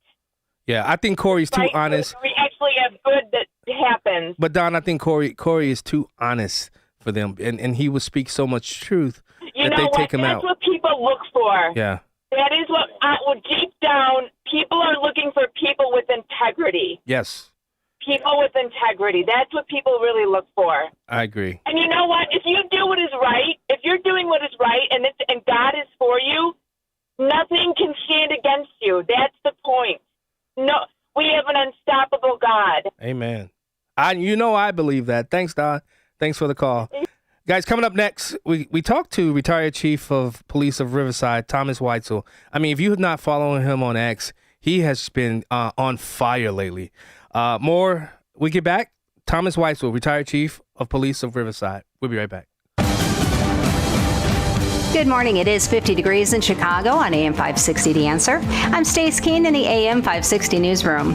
President Trump met with members of his cabinet yesterday at the White House as legal battles pile on against his deployment of the National Guard to various cities across the U.S., including right here in Chicago. But the president continues to defend his decision. We're restoring law and order in our country. We're restoring it here, but we're restoring it right now. We're in Memphis. We're going to Chicago. We're going to other cities. Meanwhile, a federal judge has blocked the Trump administration's deployment of National Guard troops to Portland, Oregon, and of course here in Illinois. Officials are urging a judge to do the same after Texas National Guard troops were sent here to the Windy City.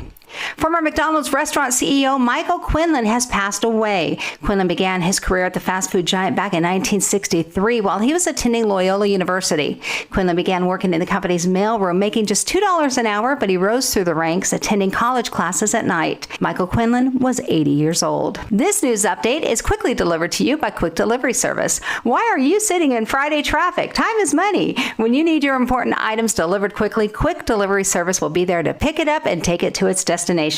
Go to quickdelivery.com. A check of the roads is coming up in 2 minutes on AM 560, The Answer. Get your tickets for Freedom Summit Chicago 2025, happening on Saturday, November 8th at Westin Chicago Northwest in Itasca. This year, featuring Dr. Ben Carson, Scott Jennings, Mike Gallagher, along with Dan Proft, Sean Thompson, John Anthony, and many more. This event will sell out fast, so get your tickets today at freedomsummitchicago.com. That's freedomsummitchicago.com. Sponsored in part by Nauman and Associates, Scott Tucker Solutions Incorporated, and by Catholic Cemeteries of Chicago. Hi, I'm Ken Mariotti, owner of Woodland Windows and Doors, a third-generation family-owned business since 1969. We know you're bombarded by choices when shopping for new windows or doors, so we're inviting you to experience the Woodland difference. For decades, we have been transforming living spaces with Marvin Windows, a fifth-generation family business. Marvin replacement windows have been known to increase the warmth of your cold rooms by 10 degrees. Think about that, 10 degrees warmer. When you welcome Woodland into your home, you will get a product expert to transform your living spaces, full-time, dedicated professional installers that you can trust in your home, along with the best products like Marvin. These are the reasons we're proud of our 5-star reviews and family legacy. No gimmicks, no pressure, and upfront pricing are why Woodland Windows and Doors is your trusted window and door expert in Chicagoland. Visit woodlandwindows.com to book your free in-home expert consultation. That's woodlandwindows.com, or stop by our showroom at the corner of Lake and Geary in Roselle. If your cash is sitting in a savings account, it's at risk. Old school advice says save more, but today the strategy is broken. When inflation spikes, they print money or cut rates, your dollar shrinks. So do your savings. The solution? Own something real. Physical gold and silver. When the dollar drops, gold and silver prices rise. And with Noble Gold, owning gold is simple. Just visit noblegoldinvestments.com and chat with a specialist. The knowledge is free. The protection is priceless. Visit noblegoldinvestments.com. Past performance may not be indicative of future results. Investing in precious metals involves risk. Consult your financial advisor before making investment decisions. Protect your liver and give it the support it deserves with Active Liver from New Nordic. Find Active Liver in stores at your local CVS, Meijer Grocery, or online at Amazon or at newnordicusa.com.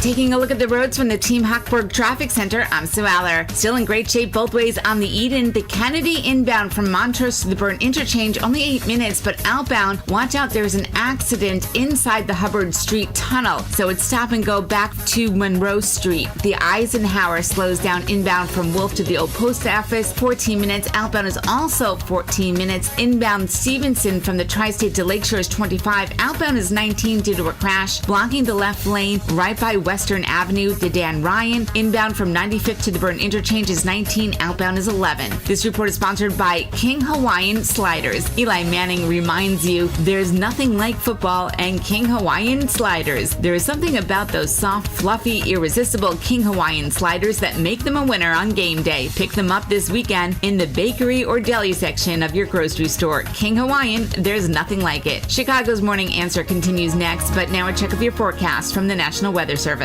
Today will be breezy with intervals of sun, later becoming cloudy with a few afternoon showers. Expect a high of 68. Tonight, a chance of showers early, then partly cloudy skies. The low will be around 51. Tomorrow will bring abundant sunshine with a high temperature of 65. I'm meteorologist Jason Caterina on AM 560, The Answer.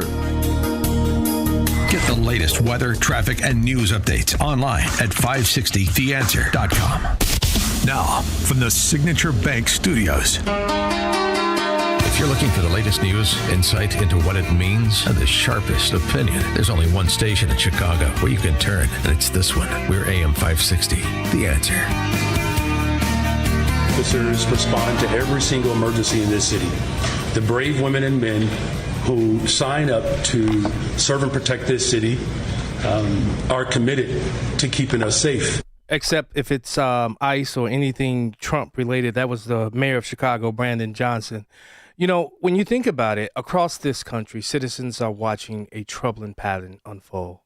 In Chicago, a city already strained by violence and political division, you all heard the Dan Proft play, The Stand Down Order, come across the air, while federal agents were surrounded by an angry crowd.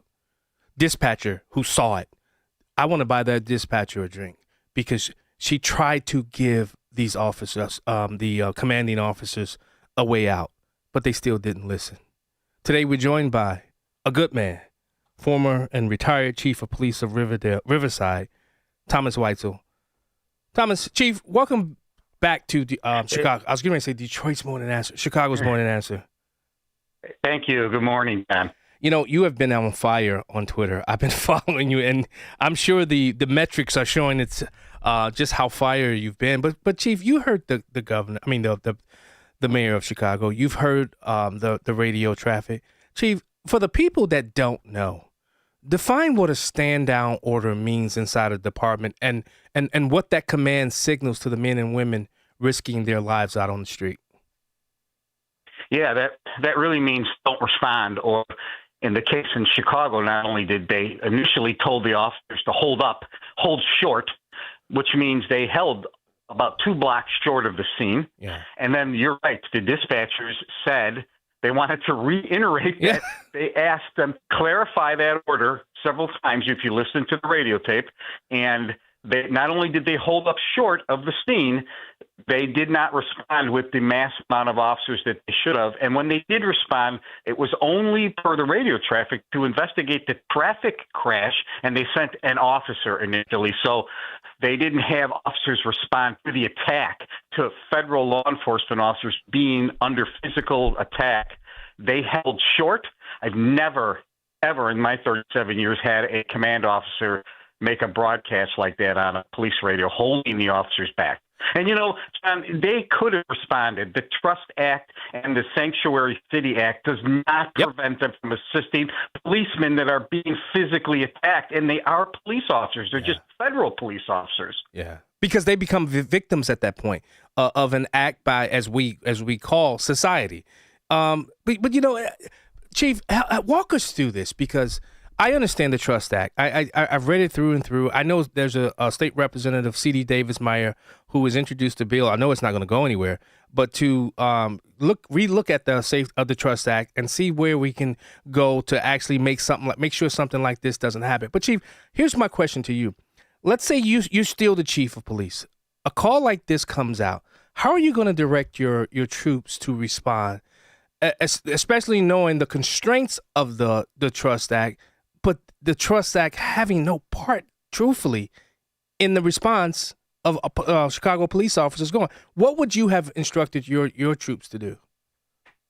Respond. There's no doubt. I would have put directives out at a time that made the Trust Act and the Sanctuary City Act or State Act clear. Now, it isn't clear.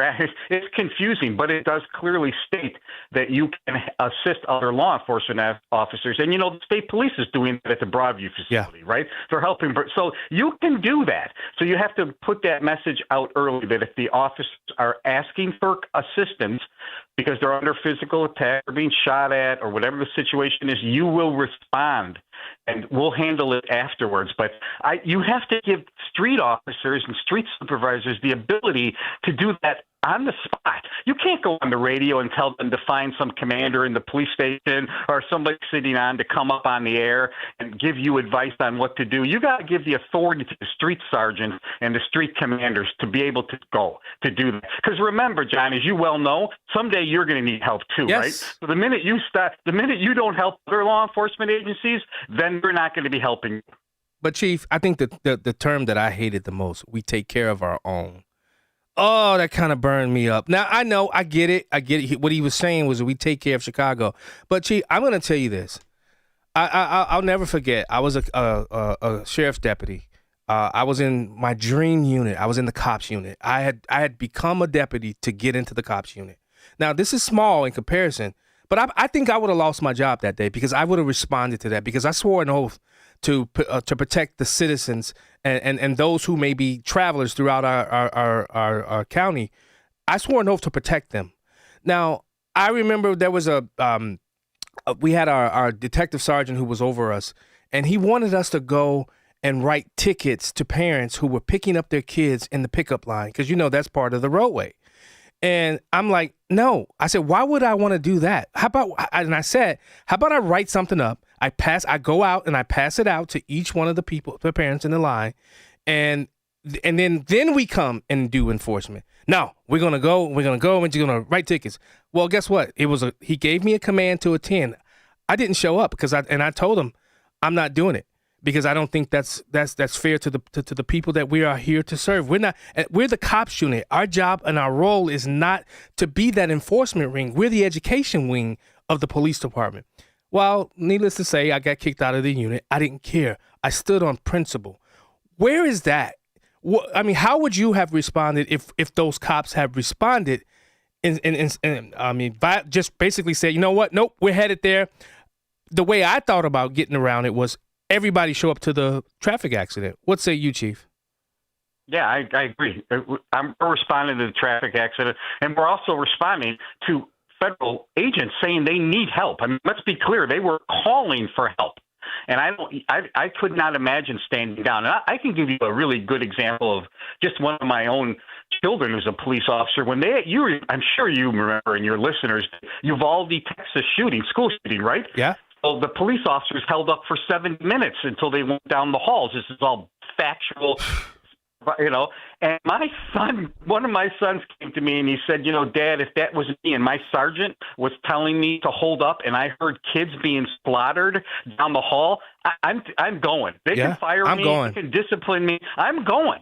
So, patrolman knows when these orders are not lawful or they don't make sense, right? Yeah. They knew, the beat officers in Chicago knew they should go, right? Yes. But they're being told by the chief of patrol, extremely high position in Chicago. Chief of patrols repeatedly tell them, hold short and don't respond. So true. Now, Chief Weitzel, you've said that publicly that politics has become a cancer within law enforcement. How has that shift changed the way decisions are made at command levels? Because for me, this sounded like a political decision, and maybe, just maybe, someone from the fifth floor had a say in this. Yeah, no doubt, Don. You can bet that the mayor's staff had already met with the superintendent staff and told them about how the response is going to look to come to any ICE-related issue. So they laid down the law and said your officers will not respond to immigration issues, and they will not assist in making arrests, and we will not house prisoners, or whatever. So they knew what they do. And that's politics seeping into law enforcement. It's at the highest level. Because let's face it, almost all police chiefs, superintendents, whatever their title is, they're appointed, right? Yep. They're the politicians. They owe their position to the politicians, and that has gotten out of control. Sheriffs don't fall. Sheriffs have a little bit more freedom because they're elected. But if you're appointed to your position, you're worried that you're going to be replaced, right? You make the wrong decision, you're out, somebody else is in. Now, Chief Weitzel, I know President Trump is looking and has Pam Bondi looking to see if there were any federal statutes that were violated based upon this stand-down order. What's your take on that? Do you think that's the right path to take to try to see if you can jail Mayor Brandon Johnson or someone within the police hierarchy? I don't think that's the right thing because I don't think that's going to happen. I don't like to put, idle threats out there just for, a political position or publicity. I do think they should look at whether that was the legal and right response, because I'm sure that the Trust Act and the Sanctuary City Act will show them that it wasn't, that they could have responded, and they can make it clear that you can in the future. But I think threatening to put people in jail over that are the wrong way to go. But I do think that they should look at the leadership too. I mean, even internally, the superintendent needs to look at his own staff and say, because I think his staff lied to him, John, when he's getting a news conference and saying that it didn't happen that way, and there's radio tapes and police officers and dispatchers saying you're wrong, then, somebody in your staff is lying because they're afraid of being moved from their position. When I heard him say that, Chief, I said, wait, are we listening? And then also, from what I was told by people that were Chicago police officers, the memo that came across the, I forget what the in-car computer is called. We called it something. But there was a memo that came out basically also reiterating the stand-down order. When he said that never came out, well, I have people that I know who said that was true. I mean, how could they allow him to go out there and refute things that people saw and heard with their own eyes and ears? Yeah, you know what happened, in my opinion? The mayor's team told him, you're going to hold a press conference, not us. We're not going to have the mayor do it, and you're going to get our side out, and here's our side. You're going to refute this, and you're going to stick to that line because that's the way that's what City Hall's telling you to do. And he went out there and did that because he's the superintendent, and I think he's a good superintendent. I do too. No mistake. I think he's the best department head choice the mayor ever made in all his administration. Yes. But somebody's telling him this is what the line is, and this is what you're going to say, and that's not what happened. I mean, it's easy to see that. There's screenshots of the mobile data computers that are in the squads. There's radio. It didn't happen that way. Okay, right. You held short and you didn't respond. Now, Chief Weitzel, as a former chief, how would you confront elected officials who tried to interfere with tactical response decisions that I believe could potentially jeopardize lives? Yeah, it's gotten so out of hand that you have to push back in some, because leadership, leaders lead. You have plenty of people that can manage the department day to day, but leaders lead. And your decisions are huge, right? My city once asked me about politics, and I say, listen, good policing is good politics. And I had my village president go, what does that mean? I said, when we're doing our job right, when the police are doing our job right, you look good. Your politicians look good. Stay out of it. Good policing is good politics. Don't try to dictate policy. Now they're trying to dictate response. We've gone too far when they're trying to dictate police response.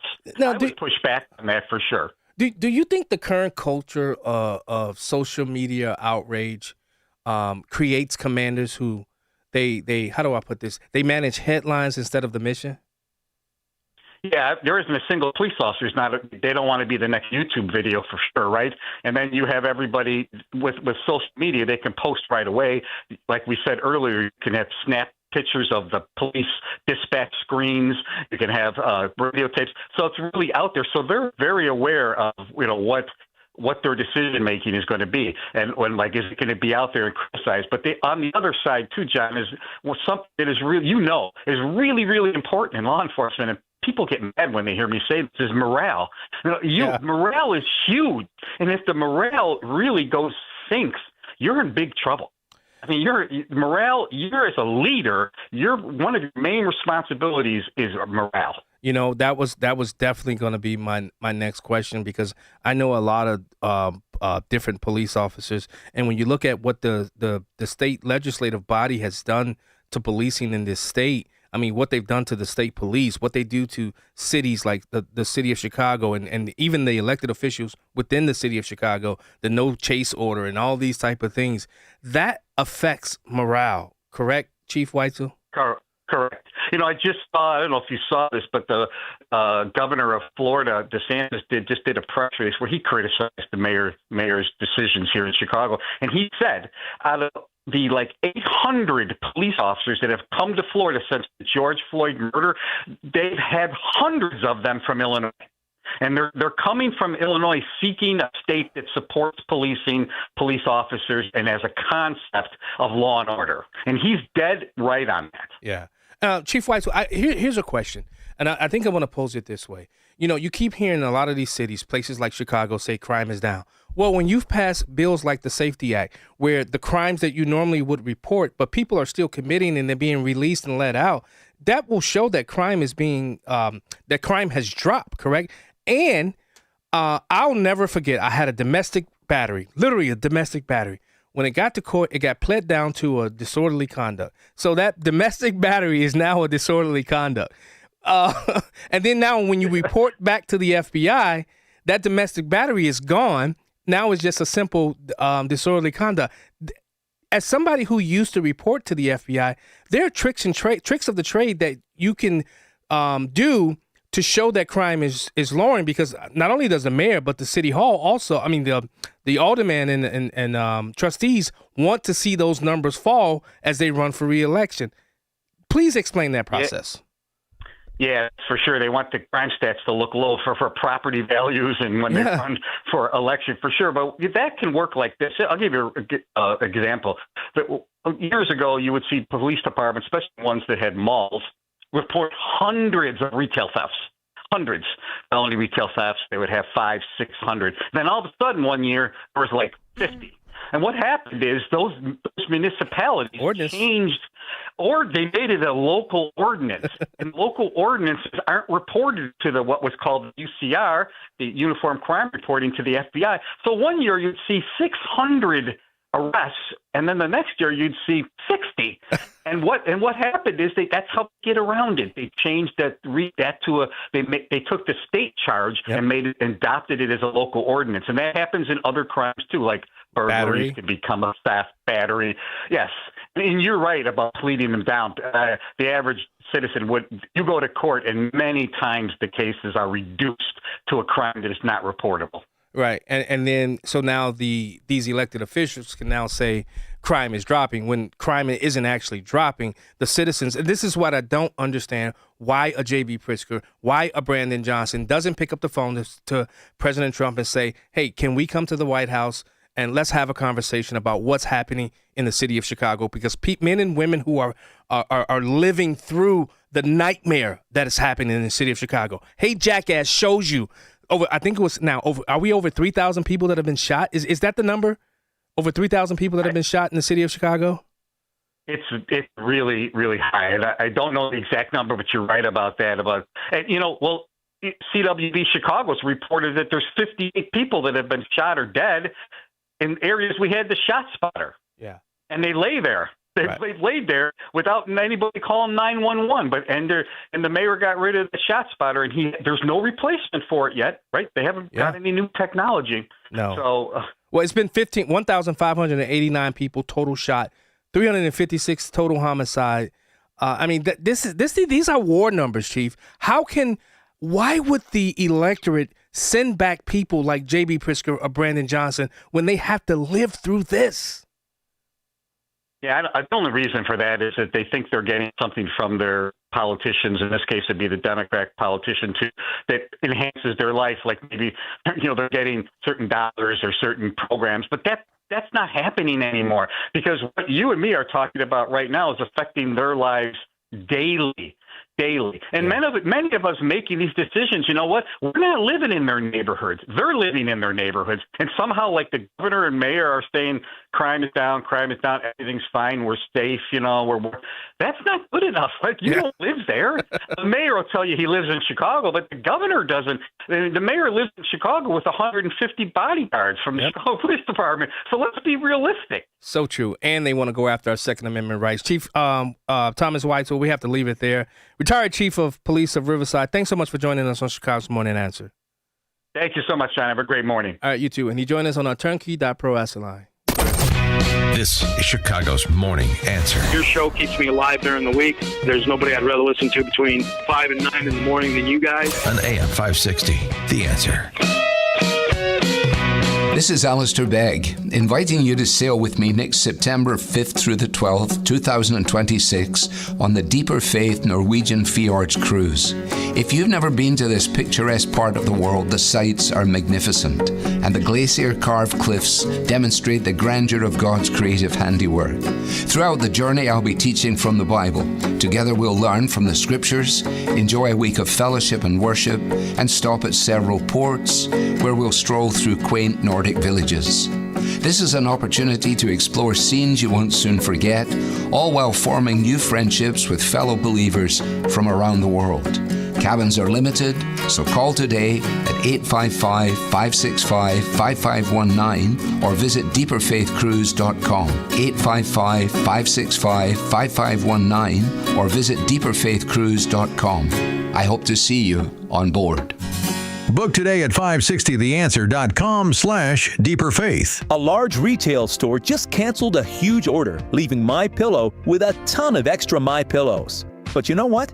That's their loss and your gain. MyPillow is offering the Classic Collection for wholesale prices. Only $19.98 for a standard MyPillow. But it gets even better. For a limited time, they're going to offer the entire Classic Collection at wholesale prices. Get queen-size MyPillows for just $24.98. Upgrade to king-size for only $29.98. Get the body pillows for $39.98 and the multi-use My Pillows for only $12.98. So go to MyPillow.com and use promo code LIBERTY or call 800-489-0201 to take advantage of wholesale pricing and receive $100 in free digital gifts when your order is $75 or more. That's right. Get the standard My Pillow for only $19.98. So go to MyPillow.com or call 800-489-0201 and use promo code LIBERTY. That number again is 800-489-0201. Promo code LIBERTY.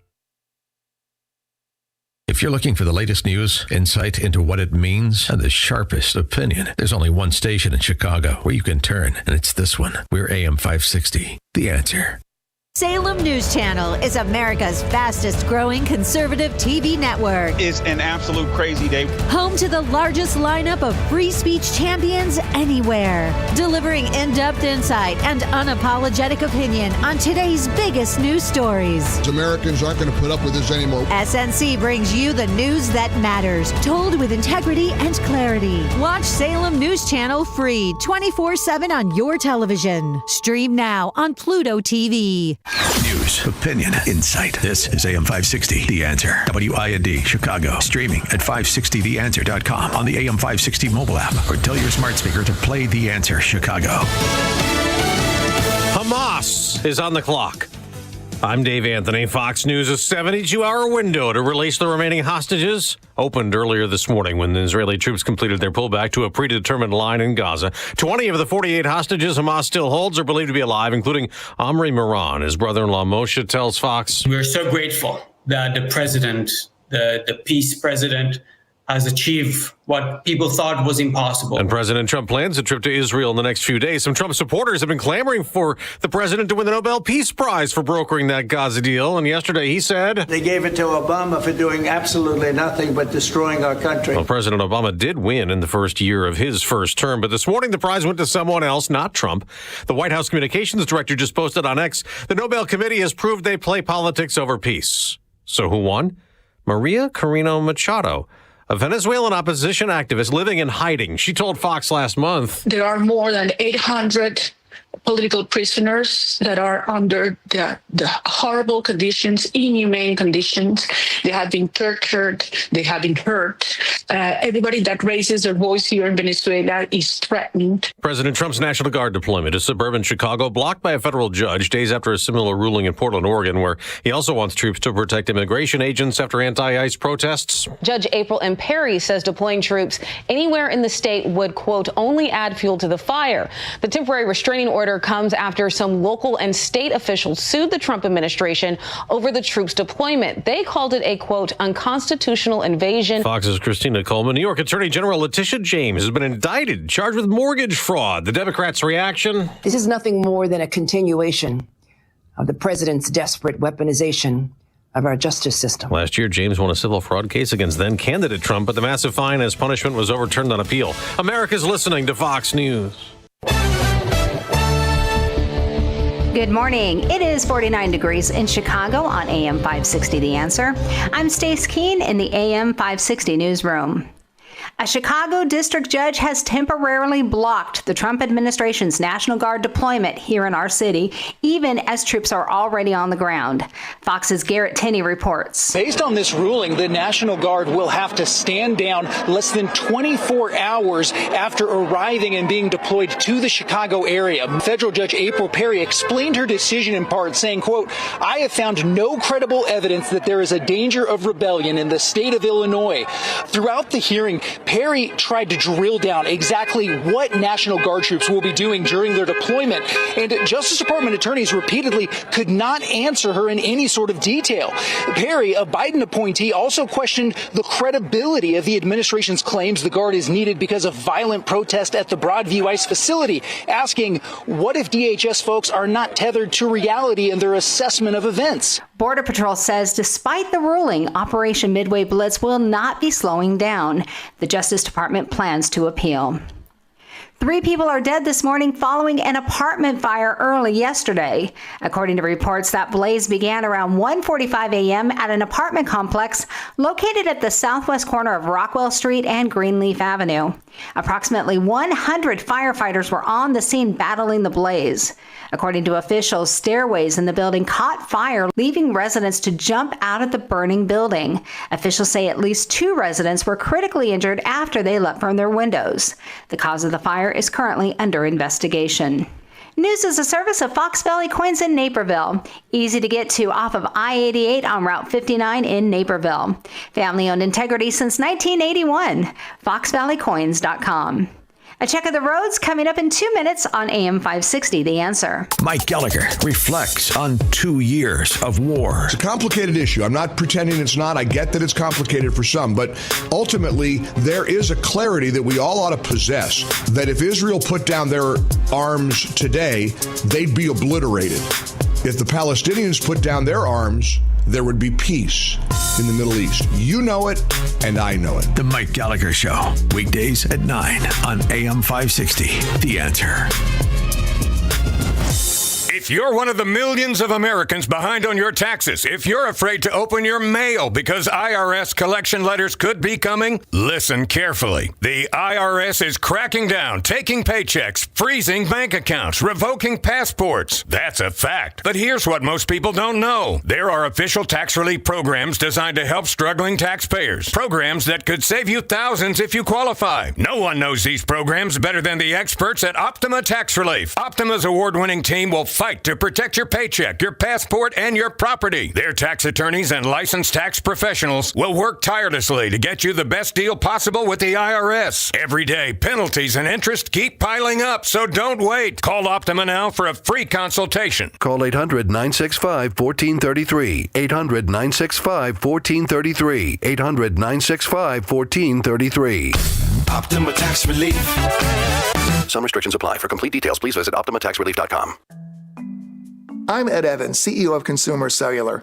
Ever wonder why the big wireless companies want you on an unlimited plan? It's because they need you to help cover the costs of the 20-somethings who are using a lot of data every month. Fact is, according to the latest research studies, most people 50 and up, like me, only use 12 gigs or less each month.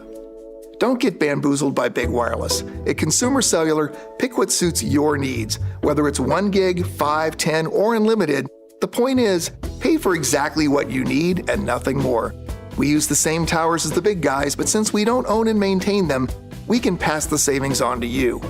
Our plans start at just $20 a month, and you'll get the best customer service in the business.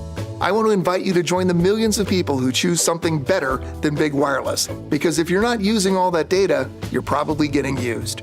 Call 1-888-FREEDOM or visit consumercellular.com/facts. Plans include $5 credit for auto pay and e-billing. See site for additional facts. Here's the tale of the daily Medfill. Same old pharmacy, same old bill, but those prices kept rising higher still. Till the savings Wrangler rode in, cool as can be. Tap GoodRx, saving massively. No plan? Don't matter none. Up to 80% off. Deals are done. Discounts hitting harder than Ma's chili. Dang. That one little app does all the rest. Save time and money on prescriptions. Check GoodRx. GoodRx is not insurance. Hey, I'm Mike Slater. My dad passed away at the age of 63. It's out of nowhere. Had a stroke. Super hard, obviously, for the whole family, but my dad had life insurance. This is why I have life insurance for my family, for my wife and 4 kids. And the best place to get life insurance is ethos.com, because you can do it in 10 minutes. And there's no medical exam and no blood test, just a few health questions. Get life insurance in 10 minutes so your family is protected. Ethos, ETHOS, ethos.com/Mike.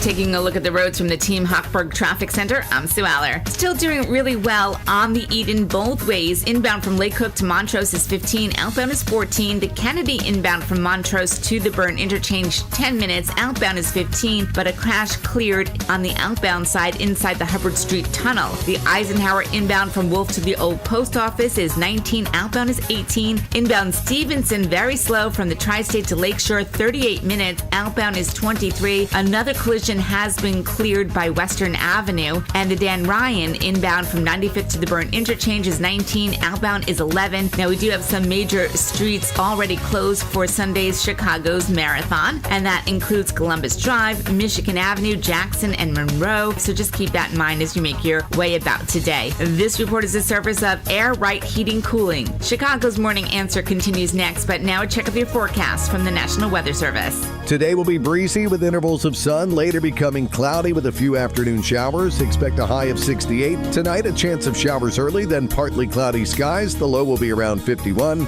Tomorrow will bring abundant sunshine with a high temperature of 65. I'm meteorologist Jason Caterina on AM 560, The Answer. Get the latest weather, traffic, and news updates online at 560theanswer.com. Now, from the Signature Bank Studios,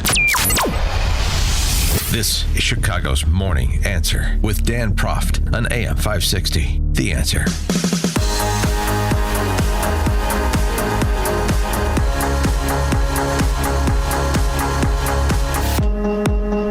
Good morning, Chicago. John Anthony in for Dan Proft, Chicago's Morning Answer. 312-642-5600, 312-642-5600.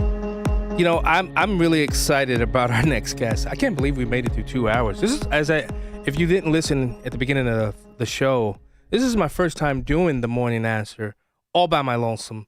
And I really am having fun. I really am.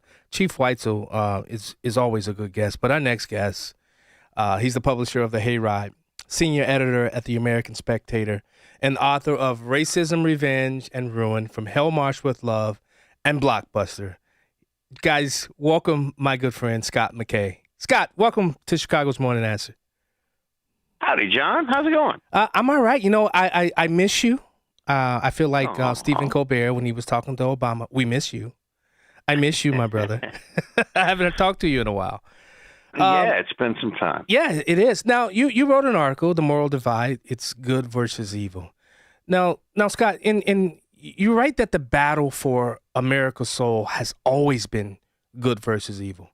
What pushed you to make that declaration now? And what was the moment that convinced you that this was no longer just political but spiritual? Well, I mean, I've been sort of convinced of this for quite a while, but when the pro-Hamas crowd decided that they wanted to show up at Israeli consulates around the country on October 7th to have demonstrations, you know, like while the peace plan was being consummated, right? Yeah. I can't think of anything just more glaring than that, right? Like, I mean, that was a defining moment. Like, we're going to go stick it to the Jews while the people we're backing are actually about to surrender to the Jews, right? And I looked at that, I was like, this is unbelievable. And of course, the same folks equivocated when Charlie Kirk was assassinated, right? Yeah. You know, it was well, I don't think there should be political assassinations, but I didn't like Charlie Kirk. And it's like, you know, the old line is everything before the but is BS. Yeah. You know? Yeah. Like, it's okay. You can say, hey, a guy shouldn't be assassinated for wanting to debate people on college campuses. And it doesn't matter whether you like him. You can say that and then shut up. And they couldn't. And it was like, well, they weren't all that upset about Charlie Kirk being assassinated. They just know they were supposed to be. That's true. And there's a whole host of things. The government shutdown is utterly indefensible. Yeah. Right? Like, well, we want you to repeal the big, beautiful bill or we're going to shut the government down. And it's like, no, that's not how it works. You lost the election, and the people who won the election had an agenda, which was they're going to try to shrink the government down and try to get the deficit to a manageable level that maybe it can finally be resolved. And we don't want to give, you know, health care to illegal aliens who were trying to squeeze out of the country as a result. And you don't get to shut the government down over stuff like this, right? That's true. then you see, and this was a really, really, I think, not pivotal, but illustrative moment was when Mike Lawler approached Hakeem Jeffries, 2 days ago, I guess it is? Yeah. And Lawler was kind of trolling him, because he had this bill where they were going to extend these subsidies for Obamacare for like one more year, which, I don't like. We were talking about this, I guess I was on last Friday with Chris Crock, and he was pretty exercised about the idea of doing that extension. Yeah. And I was with Chris. I didn't like what Lawler does. I think Lawler's basically a rhino. He is. But he goes to Jeffries and he wants to argue with him. The answer, if you're Hakeem Jeffries, is just like, yeah, right, whatever, and like give this guy 5 seconds and then move on. Instead, he gets in Lawler's face. He tells him, "You're embarrassing yourself," and like insults him over and over again.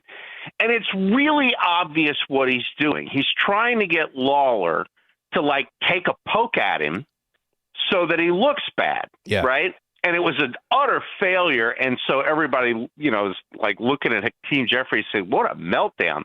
But what he was trying to do was the same thing that Antifa idiot that got caught on video spitting on the ICE agent, right? A couple of days ago. Like, it's attempted victimization. I'm going to provoke you in doing so, because they roughly arrested the guy, and they were hoping that the video clip would be the rough arrest and not the spitting before the rough arrest. And this is everything about the left right now, is they have fully embraced victimhood culture. And so it's all about trying to make yourself into a victim so that you can score points against the other side. And all of these Antifa demonstrations are that. Hamas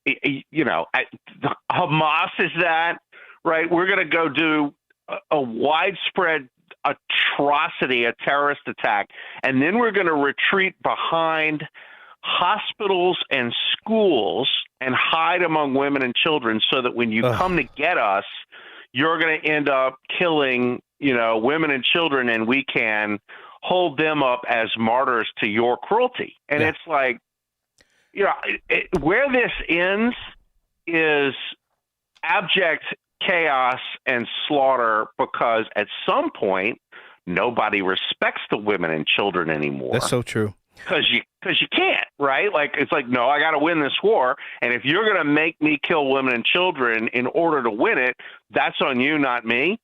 And the minute the good guys have made that decision, the good guys are no longer the good guys anymore. But Scott, which is what these guys want. But Scott, that's what I love about this article over at spectator.org. It's good versus evil. It's always been good versus evil. Because you call victimhood the death of civilization. But here's the question, though. What is the moral or cultural mechanism that keeps victimhood culture alive? Is it media, academia, or is it something deeper in human nature? I think the answer is yes, right? Like, I mean, an advanced society is going to be based on things like human compassion and a moral code. I mean, and I'm not an expert on all of this stuff, but there's a few things out there that talk about how we were an honor society and now we're becoming a victimhood society. Yeah. And, like an honor society would never put itself in a position where, like, well, I'm going to spit on an ICE agent so that I get roughly arrested, right? Like because your honor would dictate you don't spit on somebody. Yeah. Right. Like that, like you're the bad guy when you do that. And it is inherent on you not to be the bad guy. And, not that Hamas is part of Western culture at all, but the idea of hiding behind women and children is so dishonorable that no culture worth its salt would ever countenance something like that. Yeah. And of course, the Geneva Convention and the rules of war and all of that was established by a Western honor culture, right? Like, you did this is like, okay, well, how do we prosecute wars with honor? And it's, well, the first thing we're going to do is we're not going to kill the women and children, right?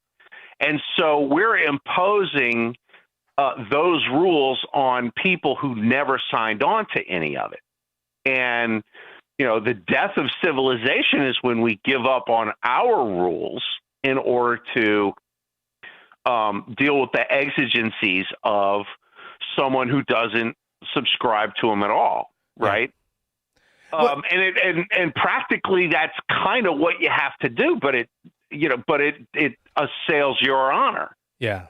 And so that, like, this is why civilization fails, is because you lose the adherence to that behavioral standard. And we're seeing it all over the place that, once you get a certain amount of fraying of the fabric, you can't do this stuff anymore. And I mean, it starts on small little things like, guys don't open doors for women as much as they used to because they get sneered at. Oh, you get yelled at now.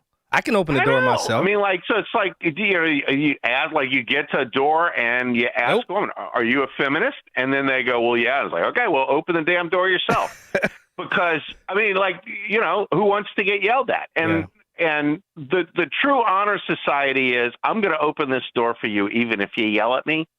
Yeah. But that's hard. That's a hard ask. And I mean, like, that's a small thing, and I don't want to equate it to Hamas, but it's the, when the fabric frays, it keeps fraying, and eventually you get to the point where it's bomb the hospital. We'll kill all the women and children, but we'll get the Hamas fighters inside anyway. Yeah, but Scott, nobody wants to talk about. I interviewed the former Gravati Brigade commander, and he talked about per capita, the number of hospitals and schools that are in Gaza.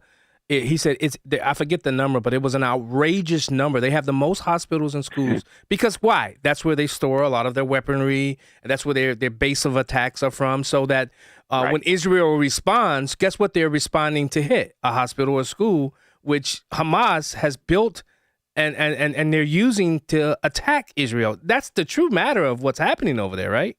Well, but John, think about it, okay? Like, Hamas didn't go collect taxes from a vibrant Gaza economy to build those hospitals. True. They got money from Britain and France and the U.S. So we want to build a hospital. They're like, oh, okay, yeah, sure. Here's $10 million to go build a hospital. And they're like, great. So we're going to store the rockets in the basement. Right? Like, I mean, they scammed the West into building their military installations disguised as hospitals and schools. Yeah. And, and so, like, you look at this, you're like, wait, the level of grift and evil associated with this is like, you can't even fathom it. And of course, it's not just that, it's the terror tunnels that they build under the hospitals and schools. Yeah. Now, Scott, and it's all financed by, like, do-gooder Westerners who want to help out the poor Palestinians. Yeah.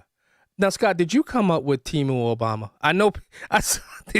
Are you the one that coined the term Timu? Because I know a lot of people were calling. I mean, Hakeem Jeffries, Dollar Store Obama. But did you coin him Timu Obama? I saw that somewhere, and it just resonated with me because I'm like, no, because you go to Dollar General, and that's a perfectly respectable business, right? Yeah. Timu is not. Man, they got me. Timu got me. And, he's Timu Obama. He's not Dollar Store Obama. Listen, man, I bought a bag. I'm thinking like a bag that I could take on the flight with me. They said you can air vacuum it. Man, I got the bag and I thought it was like, because on the picture, it looks like this big old tall, big bag. And when I got it, man, it was at least half the size of that. So that's exactly what he reminds me of. He really does. But Zach Bryan. I'm sorry, go ahead. Oh, yeah. No. Well, I was just going to say, for a while, when I first started seeing Jeffries on TV, he reminded me of Orlando Jones's character in Office Space. You know, like the dude that shows up at the door and he's selling magazine subscriptions and he's playing like he's a little slow, right? And it turns out he's not slow at all, and he was actually working, a tech job like these other guys were, and he realized he could make more money selling magazine subscriptions like he was special, you know? And I was like, that's kind of Hakeem Jeffries. Yeah. But it turns out he's like, no, he's just Timu Obama. Yeah. So, but Scott, what's going on? What's going on in the world of country music? I know Zach Bryan came up with this song, "Bad News." Talk about not knowing your audience. Is country music going left? Well, I don't think so, because there's still tons and tons of country stars that are reliably conservative. But and this is the thing. I might need to, if I wrote a thing at the Spectator basically saying, bye, Zach. And I think that's still certainly true. But what I didn't fully account for and don't have enough information to properly do it is this could very well have been the label saying, hey, whether he wrote the song or somebody else wrote the song, and they like, hey, we're not even going to release this. Let's just let everybody know we have a song where you're trashing ICE and the cops, and let's start a big controversy because, man, that'll sell records. Yeah. Because that's the kind of crap the record industry does. Yeah. And it's the reason people have really come to hate the record industry.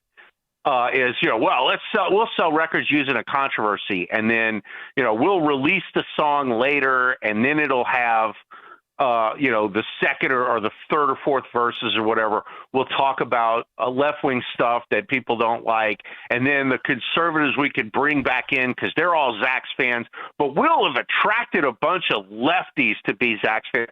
The answer to that is no, right? We actually are not interested in ICE being trashed and cops being trashed while Antifa is trying to kill cops and ICE. We're not actually interested in that. And if you go there at all, we're not interested in you either. And no, we're not interested in controversies and, playing games and, dirty publicist tricks. We don't want any of that crap anymore. We're done with it, especially from, celebrities. And I think that we're there. And I think that this guy has turned himself into the Cracker Barrel of country music. Well, he did support Bud Light. So, there's that, Scott. Well, Zach Bryan is a lefty, but you can be a lefty, but if you shut up about politics, I'm going to appreciate you for the talent that you have. I agree. A lot of Hollywood actors I feel the same way about.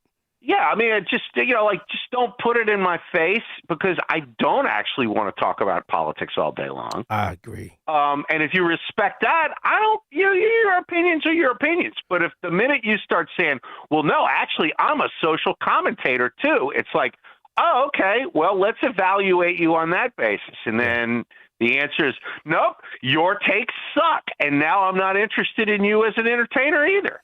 And, Michael Jordan understood this very, very well all those years ago when he said Republicans buy sneakers too. That's it. Nobody was interested in my political views. Yeah. They wanted to know whether, could I sky from the half or from the free throw line and make a windmill dunk, and can I shoot the rock? That's it. And people were really interested in Michael Jordan doing that, so he did that. Except the black community, he did take a lot of heat from the black community. Trust me when I tell you that. But Scott McKay, I'm not. Right. Yeah. But over his whole thing was, he's like, yeah, but as big a star as I am, I'm for the entire community, not just the black community anymore. Correct. Right? Well, Scott McKay, we got to leave it there. You and I can continue to talk, and we forget that we're on radio. So. For sure. Hey, everybody, have a great weekend. And by the way, Blockbusters, my new novel, is available at Amazon. Check it out. It's getting unbelievably good reviews right now. Well, I wrote a book too. I don't know if you know that. You never sent me a copy. I'd review it for the Spectator. I will send you a copy, my brother. It's called Letters to John Boy. It's getting ready to be made into a movie. Oh, that's awesome. Yeah. Scott McKay, publisher of The Hayride, senior editor at The American Spectator, and author of Racism, Revenge, and Ruin, which is a heck of a book, from Hell March with Love and Blockbuster. Thanks so much for joining us on Chicago's Morning Answer. Thanks, Sean. See you soon. And he joined us on our Turnkey.pro answer line. Before you see it on TV, share it on Facebook, or read about it in the paper, hear it here first. This is Chicago's Morning Answer on AM 560. The Answer. Is the conflict between Israel and the Palestinians the revival of an ancient conflict recorded in the Bible? The nation of Israel is a resurrected nation. So what if there was going to be a resurrection of another people, an enemy people of Israel? The Bible speaks about this whole war as a dragon representing the enemy attacking a woman representing Israel. Dinesh D'Souza's new film, The Dragon's Prophecy, offers new understanding of October 7th, Israel, radical Islam, anti-Semitism, and biblical prophecy. Could the fate of the world, of humanity itself, be tied to this place? We came back to a land that was largely barren and empty, and we brought it back to life, and we're going to keep it.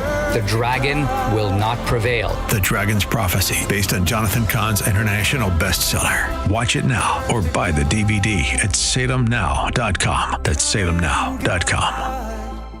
Honey, what's for dinner? Honestly, nothing. Nothing? Why not? Because every time I need a pan, I have to unload half the kitchen first. It's like Jenga, but with casserole dishes. Exactly. And I always lose. At Forever Remodeling, we create kitchens that fit your life, not the other way around. From smart storage to stunning finishes, start cooking in a kitchen built just for you. Visit foreverremodeling.com. That's the number 4, everremodeling.com. Are you tired of tech headaches slowing your business down? Unique Computing Solutions has been the go-to IT team for businesses in Illinois and Northwest Indiana for nearly 30 years. Your systems should be running smoothly, your data secured, and your communications streamlined. Visit our website today at uniquecomputing-solutions.com. That's uniquecomputing-solutions.com. Your IT challenges solved. The following advertisement includes a celebrity impersonation. You know, nothing beats the comfort of a perfectly heated home. And when it comes to heating your home, Air Right Heating and Cooling does it the best. And they love our country. Beautiful people. Air Right Heating and Cooling is fast. When your furnace breaks down, they'll fix it right away. Just like that. Big time results. No waiting around. You get the job done right. And let's face it, who doesn't love being warm, right? It's beautiful. When it's freezing, I crank up that amazing furnace. Burn, baby, burn. Trust me, you'll say, wow, I've never felt this warm in my life. If you like keeping your hard-earned money, then contact Air Right Heating and Cooling. Tell them AM 560 sent you, and right now you'll receive $56 off any service. Unbelievable. Visit Air Right Heating and Cooling today at AIR-RITE.com. Again, that's AIR-RITE.com. Air Right Heating and Cooling. Doing it right since 1959. AM 560. The Answer. Coming up on Chicago's Morning Answer, we talk to the owner and operator of 40 Acres Fresh Market, providing fresh food in the Austin area. Now into the newsroom. Good morning. It is 50 degrees in Chicago on AM 560 The Answer. I'm Stace Keene in the AM 560 newsroom. The government shutdown is continuing, and here in Chicago, the travel impacts are spreading. More than 250 flights were delayed at O'Hare and Midway airports yesterday afternoon due to staffing issues that are related to the partial federal government shutdown. Transportation Secretary Sean Duffy explains that some workers are calling off since they are working without a paycheck while the government is shut down. The bottom line is these controllers are stressed out, and they're rebelling on this shutdown because they may not get paid. They're working 6 days a week. They're keeping America operational, and they're not guaranteed a paycheck, and they're frustrated by it. And so they're not coming into work. A Southside woman has been charged in the death of an infant. According to reports, 2-month-old Ryan Moulton was found unresponsive early Tuesday morning. The baby was taken to a hospital where he was pronounced dead. On Tuesday afternoon, a woman identified as 31-year-old Andrea Thomas was arrested and charged in his death. News is a service of AlmostFreeTeeth.com. Have you been getting high quotes for dental implants? With medical PPO insurance, it's possible to save 90% off on average. See if you qualify today at AlmostFreeTeeth.com. Making smiles great again. again. A check of the roads coming up in 2 minutes on AM 560, The Answer. Get your tickets for Freedom Summit Chicago 2025, happening on Saturday, November 8th at Westin Chicago Northwest in Itasca. This year, featuring Dr. Ben Carson, Scott Jennings, Mike Gallagher, along with Dan Proft, Sean Thompson, John Anthony, and many more. This event will sell out fast, so get your tickets today at freedomsummitchicago.com. That's freedomsummitchicago.com. Sponsored in part by Aid for Women, Breakthrough Ideas, and by attorney Stephen A. Leahy at Opum Tax Advocates. Sean Thompson here, and I'm with the team from Access One, the founder and chairman, Mark Joswiak, and vice president, Enzo Scafidi. We're talking about how Access One can help business with their IT challenges. If a business owner could do one thing this year to improve the IT setup, what should it be and why? I would say if you don't already have cybersecurity insurance, make sure you get it. And it doesn't really even matter how big or small you are. If you're a business at all and you do anything with an online presence or just have data in your environment that you want to protect, make sure that you have cybersecurity insurance, because if something happens, you want to be able to recover. And a lot of businesses, especially small businesses that get attacked, they are not able to recover because of the cost and expense of getting back up and running. If your business needs help with managed IT, cybersecurity, or voice technologies, you need to contact the team at Access One. Learn more at access1inc.com. That's access1inc.com. Or call them directly today at 1-800-804-8333. When the power goes out, life stops. Heat, AC, fridge, phones, all gone. But with a Generac home standby generator from True Power Generator Service, your home powers back on automatically, so you're never left in the dark. Book your consultation today at truepowergenerator.com. That's TRUpowergenerator.com. Plus, 560 listeners get a free 10-year extended warranty. Terms and conditions apply. Call for details. True Power Generator Service and Generac. It's not just a generator, it's a power move. The Dinesh D'Souza Podcast. This is the important thing to recognize about Trump is he's a very transactional guy. Trump will impose a penalty, and if you come to him and say, well, let's make a deal. This is the actual opposite of socialism. This is called cutting a deal to make something work. And I think that's all that goes through Trump's mind. Subscribe to the Dinesh D'Souza Podcast on Apple, Spotify, YouTube, Rumble, or at SalemPodcastNetwork.com. If you want thick, healthy, gorgeous hair, then you need Hair Volume from New Nordic. Available online at Amazon and NewNordicUSA.com or in the hair care aisle at your local CVS. Taking a look at the roads from the Team Hochberg Traffic Center, I'm Sue Aller. Inbound on the Eden, still looking okay from Lake Cook to Montrose, 15 minutes. Outbound is 14 to Kennedy. Inbound from O'Hare to the Byrne Interchange, 25. Outbound very slow, 37 minutes. It is stop and go between Montrose and Foster Avenue. The Eisenhower inbound from Wolf to the Old Post Office is 26. Outbound is 21. Inbound Stevenson from the Tri-State to Lakeshore is 36. Outbound is 17. And on the Dan Ryan, inbound from 95th to the Byrne Interchange, that is 21 minutes. Outbound still looking good at 12. This report is sponsored by King Hawaiian Sliders. Eli Manning reminds you that there's nothing like football and King Hawaiian Sliders. There's something about the soft, fluffy, irresistible King Hawaiian Sliders that make them a winner on a game day. Pick them up this weekend in the bakery or deli section of your grocery store. King Hawaiian, there's nothing like it. Chicago's Morning Answer continues next, but now a check of your forecast from the National Weather Service. Today will be breezy with periods of sun, later turning cloudy with a few afternoon showers. Expect a high of 68. Tonight there may be a shower early on, then skies will clear a bit. The low will be around 51. Tomorrow anticipate sunny skies with a high of 65. I'm meteorologist Jason Caterina on AM 560, The Answer.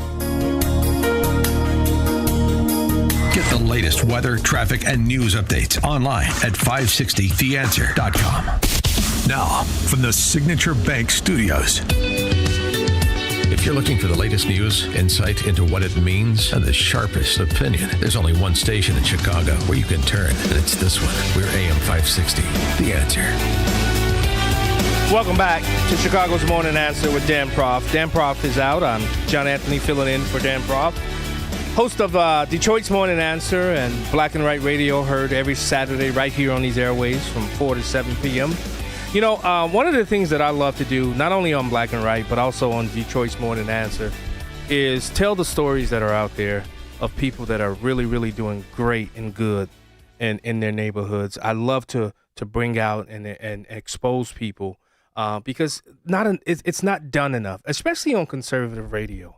And that's one of the reasons why I wanted to have Liz Abuno, is the owner and operator of 40 Acres Fresh Market, Chicago's only black-owned grocery store located in the Austin neighborhood. Abuno is a Cornell University graduate with a background in sales and distribution. Liz launched the market in 2018 as a pop-up produce stand before expanding to a permanent brick-and-mortar store in 2025. Her mission is simple yet profound: to make fresh, healthy food accessible to everyone while empowering residents through jobs and local ownership. Liz, welcome to Chicago's Morning Answer. Hello. I think that was probably one of the most accurate introductions I've ever heard. Well, I try to do my homework every time that I interview people, and I really, really wanted to do something different on Chicago's Morning Answer. So my first question to you, Liz, is because you and I both know. Look, I'm born and raised in Chicago, Cabrini Green, south side of Chicago, and then I moved out. Okay. But what we know that there are a lot of food deserts throughout the Black community. What inspired you to take on something as ambitious as opening a full-service grocery store in Austin? I think part of it is insanity, hubris, and a little bit of naivety about what I was getting into. I think you're going to have to combine those things in order to do this. Yeah. Sorry, my headphones fell out. No, that's fine. Can you hear me? Yeah, I can hear you loud and clear. Perfect. I think, so for me, it was seeing an opportunity. Yeah. Plain and simple. Here's what I know. People eat. Yeah. People eat. Everybody, we kind of have to do it every day, multiple times a day, if we want to stay alive. And it didn't start with, I lived in this neighborhood and I don't have access to food. That wasn't the case at all. I was actually randomly in the neighborhood and I needed cash. Yeah. And I couldn't easily access my cash in a way that is inexpensive. I was saying to my mother the other day, being poor is expensive. If you don't have a bank account, the amount of money it takes to get your check cashed costs you more than if you do. Or like, the simple getting basic goods and services, you have to travel further for them. Yeah. So I was just looking for cash. I didn't want to pay a corner store ATM of $5 to get $20 out, and I couldn't find a cheap way to do it. And it kind of opened my eyes to this inequality in Chicago, that if I go to certain neighborhoods, I can get everything I want at my fingertips, and I go to other neighborhoods where everybody looks like me, but they can't get those things. And so it changed my perspective on how I looked at the city. Yeah. And because I have a background in food and grocery and retail from the vendor side, having worked for General Mills, I was like, well, I guess the only solution is a grocery store. I mean, that's the only thing that came into my mind. Yeah. And so I'm a little bit stubborn. And once I get an idea in my head, it kind of sticks with me, and I'm like, no, I can do this. I can do this. I can do this. Yeah. It's been extremely difficult. Sometimes I wish I didn't do it, but I'm sure the residents, are happy to get some good, fresh food from 40 Acres, correct? Yeah. I mean, I think that beyond, I want to be clear. I'm not there to save a neighborhood. Yeah. People have been getting food, and however they can get it, so before I got there. I think what residents like is I can walk out my front door and walk a few blocks. I don't have to take 2 buses. I don't have to drive. I have a place in my neighborhood that feels welcoming, that's clean, that has an abundance of fresh fruits and veggies that I would normally eat. It has a butcher. It has Oh, really? it doesn't come to play with people. It has a full line of groceries. It has your bread, your milk, your eggs. It has, your international foods, your harissa, your authentic tortillas. It has those things. And I'm like, I can get the things that I need right here, right now. If I am making a dish and I forgot something, I can bolt over to the grocery store, get it, and be good. It doesn't have to be something I think about. Yeah. See, Liz, I grew up with a neighborhood butcher.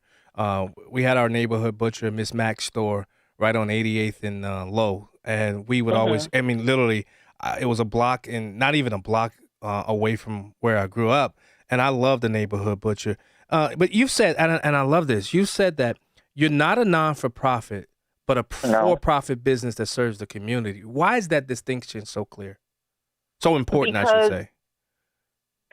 I think it's clear because when you're a for-profit, you have to make money. Yeah. I think that there are commercial solutions, and I think oftentimes in our neighborhoods, when it comes to Black neighborhoods, there's this idea that we cannot sustain commerce. And I challenge that idea because we are spending money outside of our neighborhoods on the goods and services that we want. I think that there's this misconception that if an area doesn't have grocery stores, everybody's going to the gas station, everybody's eating fast food. No, they travel to more affluent areas and they buy the food there. So I'm like, if you can spend money in a predominantly white, more affluent neighborhood, then there's money there to be spent. Why can't we capture those dollars within this predominantly Black community? Yeah. I mean, that's the theory of the case. You know, it's something I have to prove out, but that's where the logic behind 40 Acres came. It wasn't from this idea that, I have to help people. Yeah. It was an opportunity. Yeah.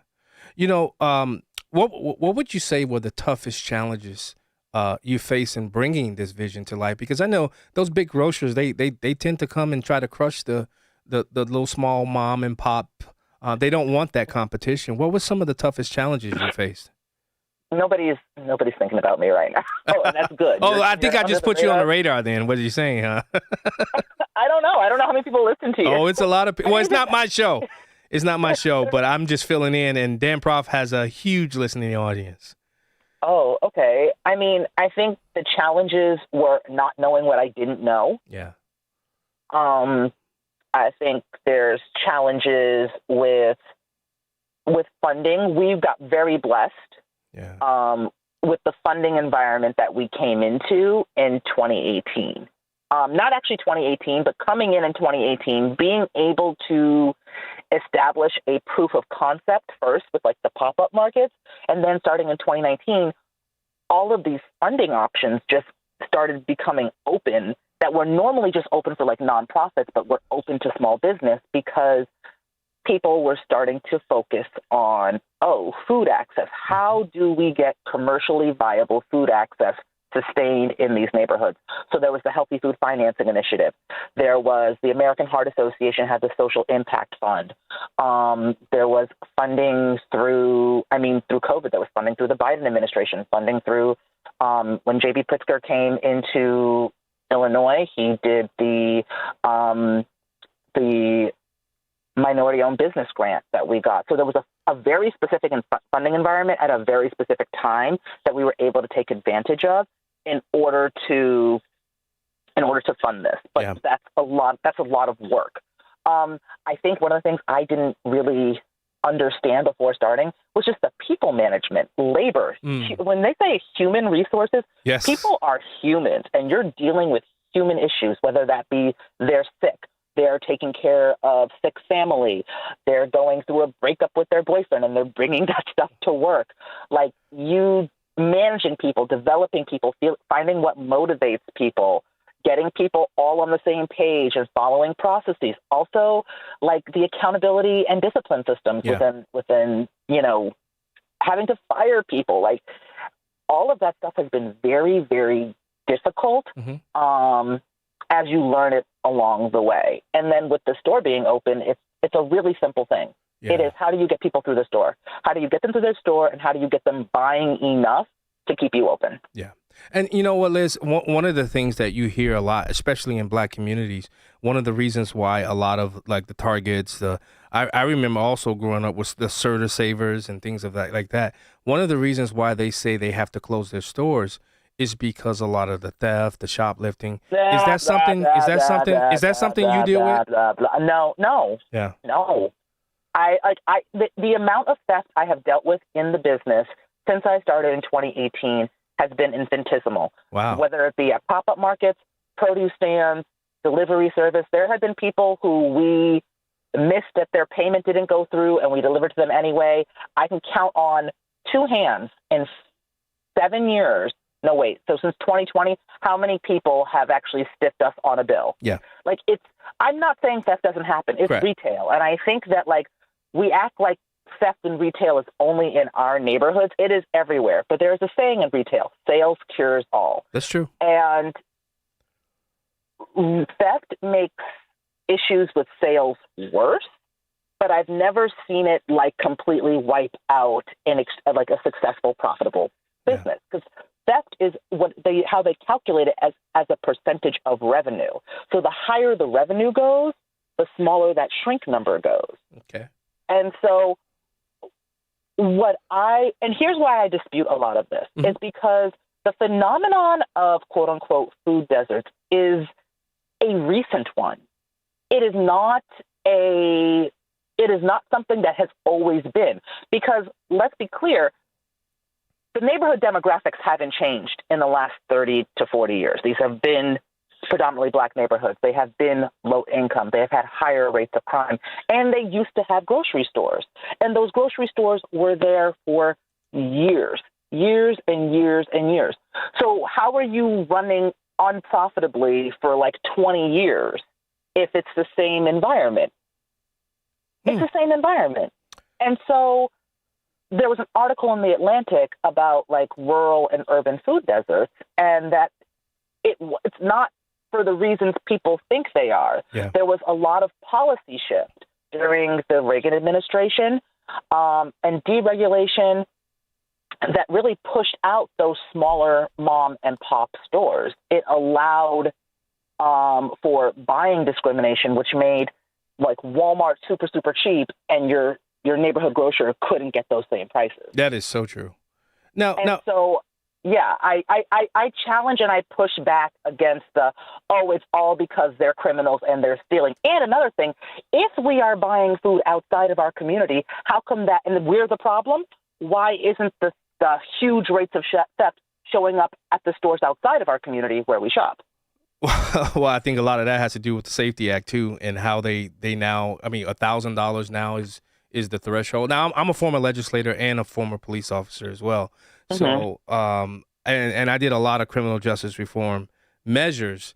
So to hear you say that there's no shoplifting and things like that, that I think I didn't say there's none. I didn't say there's none. I didn't say there's none. What I said is that it is not I don't think that is the main or priority reason. And I gave the reasons why, is that it's the same demographic. So you're saying that people just started stealing now that they weren't stealing in the 90s when crime was even higher? Yeah, no. You see what I'm saying? It's, if you logic your way through it, it doesn't come to a logical conclusion this is the reason why. So, Liz, where are you based? Where's the location where people can visit? Do you have a website, any social media platform so that people can? Oh, gosh, yes. Yeah. Yes. So the store is located at 5713 West Chicago Avenue, Chicago, Illinois, 60651. You can find us online at 40acresfreshmarket.com.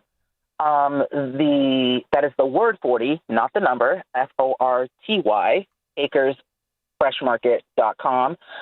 You can find us on Instagram, on TikTok, on Facebook. It's all 40 Acres Fresh Market. We have over 7,000 Instagram followers. Jeez.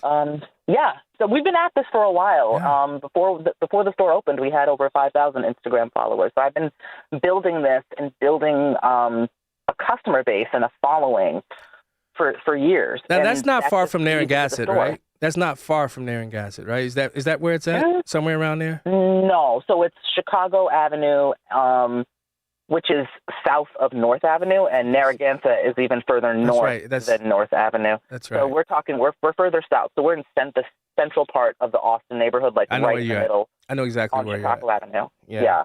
Chicago and Waller. Well, Liz Abono, owner and operator of 40 Acres Fresh Market, thank you so much for joining us on Chicago's Morning Answer. This is so much fun. Yes, thank you. I have to have you on my Black and White radio show. Okay. That's not what this is? No, this is Chicago's Morning Answer with Dan Proft. Okay, cool beans. All right. I wanted to mix it up this morning. So. Okay. All right. Good. Liz Abano, thank you so much for joining us. Thanks. Have a good one. You too. And she joined us on our Turnkey.pro answer line. Hear about the big stories of the day, then talk about them right here on Chicago's Morning Answer on AM 560. The Answer. Don't miss In Grace with Pastor Jim Scudder Jr. Now heard on Sunday mornings at 7:30. Tune in and find hope as Jim Scudder explores God's Word and His world each Sunday morning right here on AM 560. The Answer.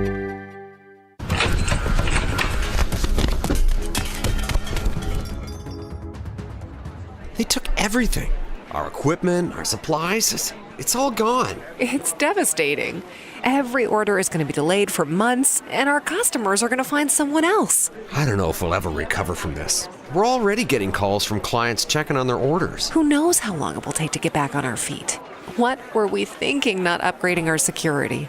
Don't let a break-in devastate your business. Protect yourself with Goldilocks. They'll create a customized security solution for you. From commercial doors with keyless entry to 24/7 alarm monitoring, they have you covered. Learn more at GoldilocksInc.com and have a security technician conduct an on-site assessment of your business. Plus, AM 560 listeners get their first 3 months of monitoring free with a new install. Call Goldilocks now. 708-889-5600. That's 708-889-5600. Goldilocks, Chicagoland's premier locksmith door and security systems company since 1981. They say timing is everything in the gold and silver markets, and it's true. Dennis Prager here for AmFed Coin and Bullion. Although you can buy at the right time, if you buy the wrong coins, you may not make a profit. When gold was $400 an ounce, many people were talked into buying high-grade old gold and silver collector's coins. Unfortunately, most of the people who bought these so-called semi-numismatic coins, like the $20 St. Gordon's and Liberty Head gold coins, have not broken even on their investment. Incredible, given that gold has risen approximately 525% since then. So while timing is everything, if you buy the wrong coins, the timing simply doesn't matter. Having a dealer who cares about positioning you in the right types of coins or bullion will mean more to your portfolio than anything else. That's why I deal with Nick Rovich and AmFed Coin and Bullion. Whether you're buying or selling, call 800-221-7694. That's 800-221-7694. Or go to AmericanFederal.com, AmericanFederal.com. Now, many of you have been asking about Freedom Summit, and we are excited to announce that tickets are now on sale for Freedom Summit 2025. It's happening on Saturday, November 8th at the Westin Chicago Northwest in Itasca. And this year, Freedom Summit will be headlined by the great Dr. Ben Carson, former Secretary of Housing and Urban Development, and by our very own Scott Jennings. It's a full day of keynote speeches, book signings. I'll sign my book there, breakout sessions. I got to get that cheap plug in, and much more. If you haven't been to Freedom Summit, then you need to join us this year. And if you're a Freedom Summit veteran, we would love to have you join us again.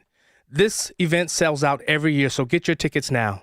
So do not wait to get your tickets. Go to freedomsummitchicago.com. That's freedomsummitchicago.com. We have tickets available at several different price points to fit your budget. So get your tickets and make plans to join us at Freedom Summit Chicago 2025 on November 8th, freedomsummitchicago.com.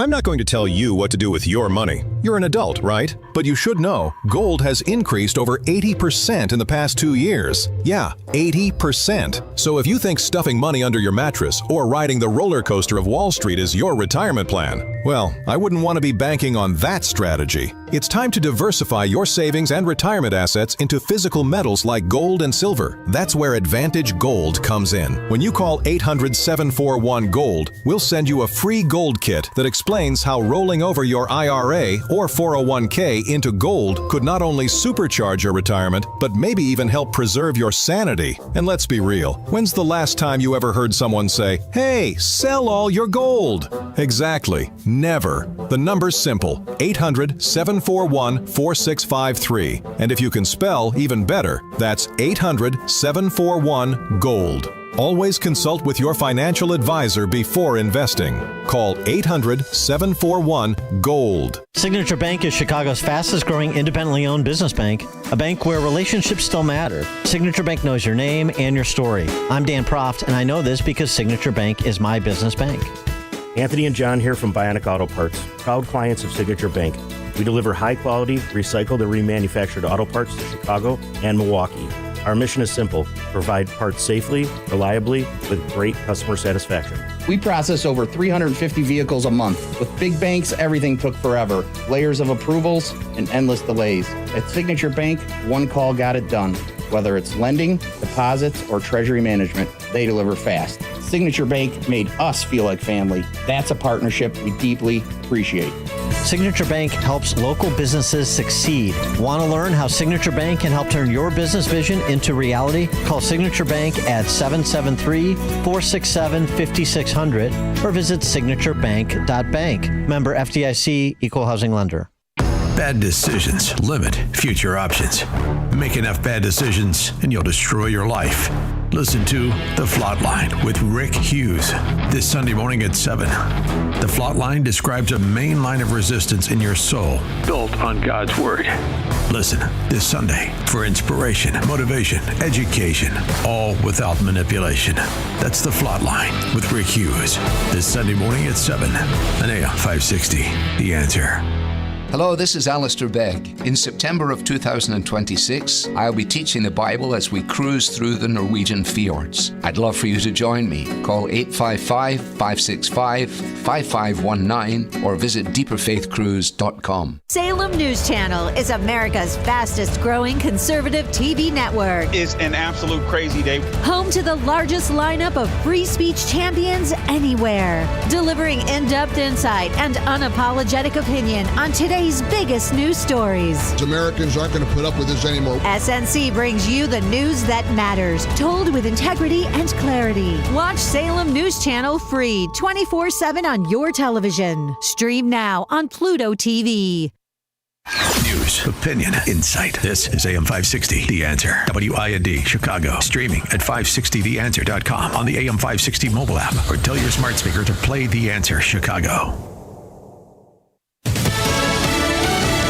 The Nobel Committee proved it placed politics over peace. I'm Dave Anthony, Fox News. As with the White House Communications Director posted on X, reacting to the Nobel Peace Prize not going to President Trump for brokering a Gaza ceasefire. Instead, it was awarded to Maria Corina Machado, a Venezuelan opposition activist. A key unifying figure in a political opposition that was once deeply divided. She's been living in hiding for the last year, but has stayed in Venezuela despite threats against her life.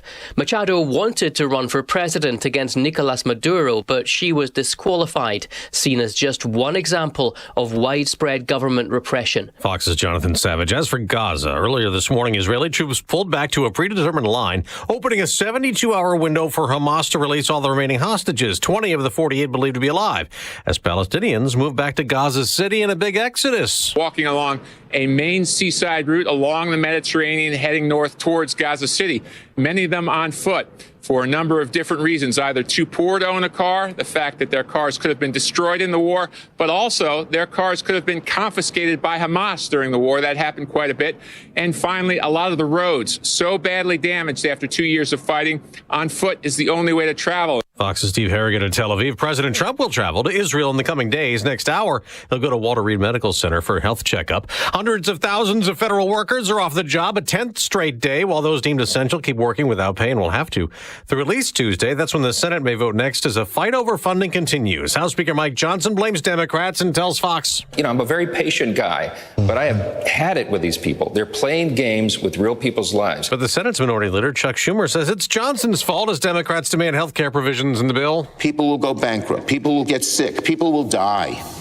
America's listening to Fox News.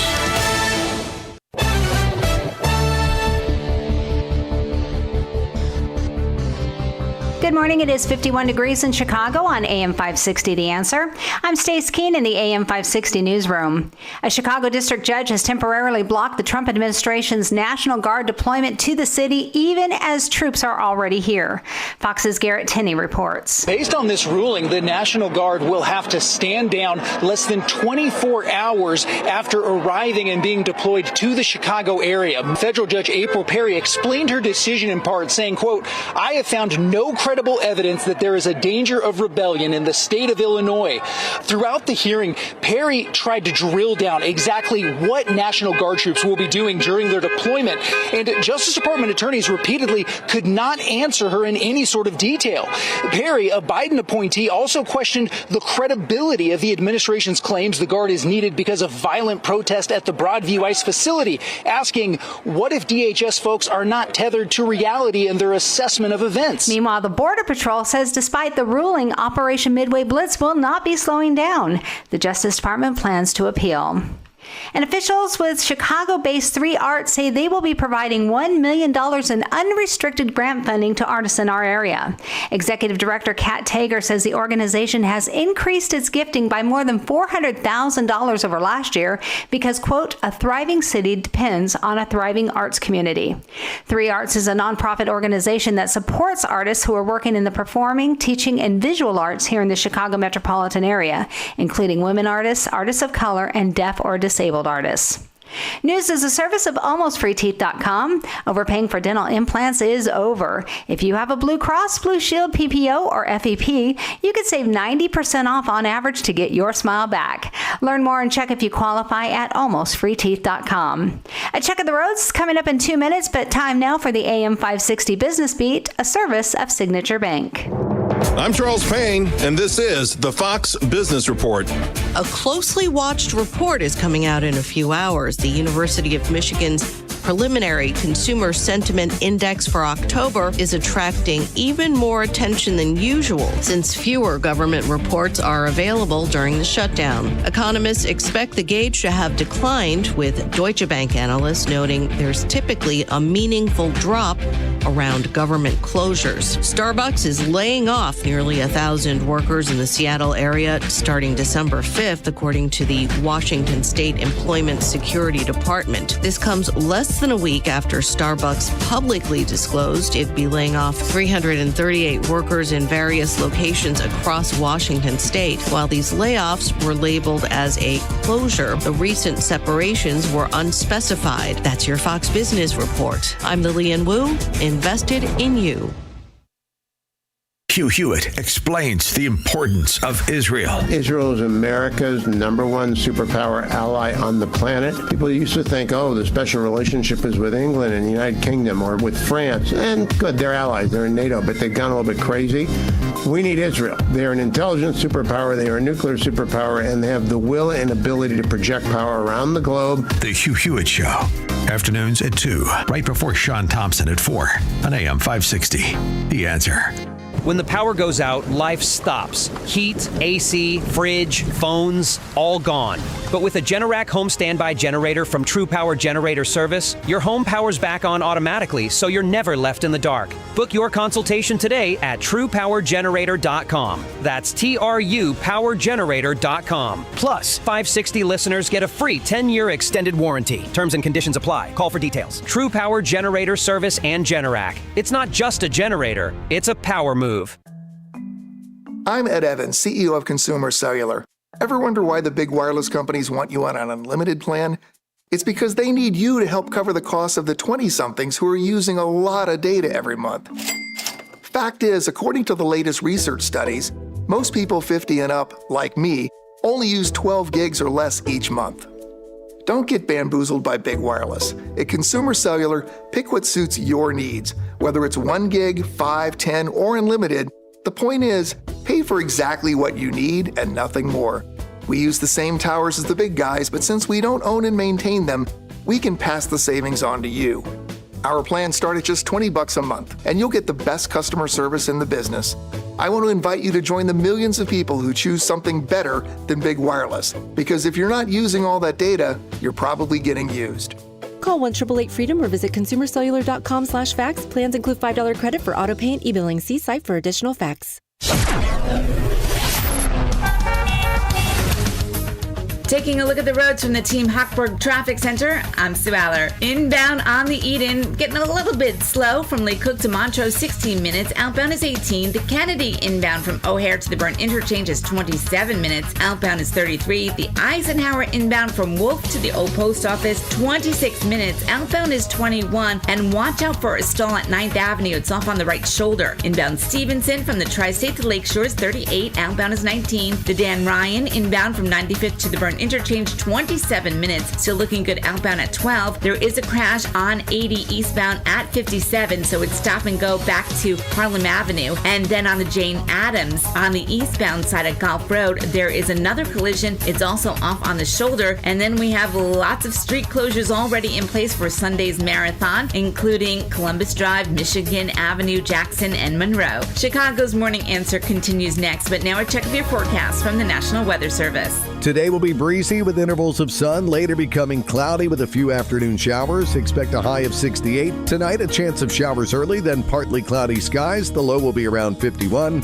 Tomorrow will bring abundant sunshine with a high temperature of 65. I'm meteorologist Jason Caterina on AM 560, The Answer.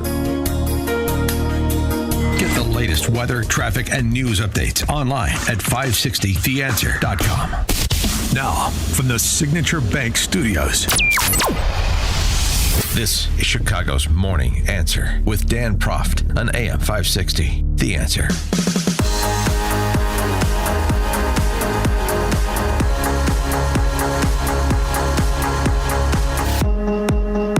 Good morning, Chicago. It's John Anthony filling in for Dan Proft. I don't know where Dan is. I'm going to tell you, during this show for 4 hours straight, Dan, I salute you, my brother. This is not, this is a very tough thing to do for 4 straight hours, and you do it every single day. Wherever you are, hopefully you're out there enjoying a very nice cigar and just ready to go on next Monday. No, Dan is not part-time, folks. I see some of the questions. He just took off today, and I was happy to join in today. I mean, I think Quinn and Justin, we got, a day and a half notice, so I think we're doing good. What do you guys think? I actually had an opportunity with Amy Jacobson when she was still here to interview our next guest. And he speaks about American institutions, military and civilian alike. And he talks about how we're running on an outdated circuitry. He also has 2 articles that he's written where he talks about, before we flip the lights back on, we better rewire the system. Chuck DeCarroll, he's CNN's first special assignment coordinator. He's a former member of the 20th Special Forces Group Airborne and longtime consultant for the Pentagon's Office of Net Assessment. Chuck DeCarroll, welcome to Chicago's Morning Answer. Yeah, good morning, John. How are you? Hey, I'm doing well. It's good to talk to you again. Thanks, sir. Yeah, I appreciate it. Now, and while the lights are off, let's rewire the government. You suggest using a shutdown, and I do believe President Trump is going to follow through this, as a moment of redesign. What do you mean by rewiring, and why now? Well, think about it, John. If we were the founding fathers of the United States today, how would we design the government? What we've got is 250 years of history, and a lot of the departments of government, the cabinet secretaries, et cetera, were put together in reaction to rather than fundamental design. As I talk in the article, George Washington basically had 4 cabinet members. He had State, the War Department, Treasury, and the Attorney General. Congress, shortly after that, added Department of Interior because it would sound too silly to call it the Department of everything else. Okay, and then it went on until 1862, and Abe Lincoln was in the middle of a war and needed to protect his moneymaker, which was agriculture at the time. And so we had the Department of Agriculture. And then as we progressed and we, got into the industrial age, we had the Department of Commerce and Labor.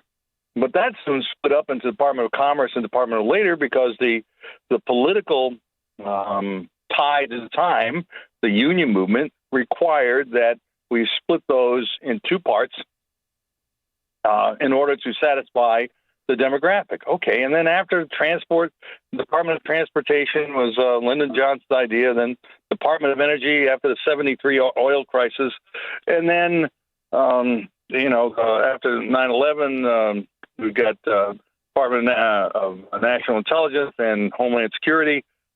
So if we had to start from the very beginning, why not create, as I talk about in the article, the Department of National Economy and take all those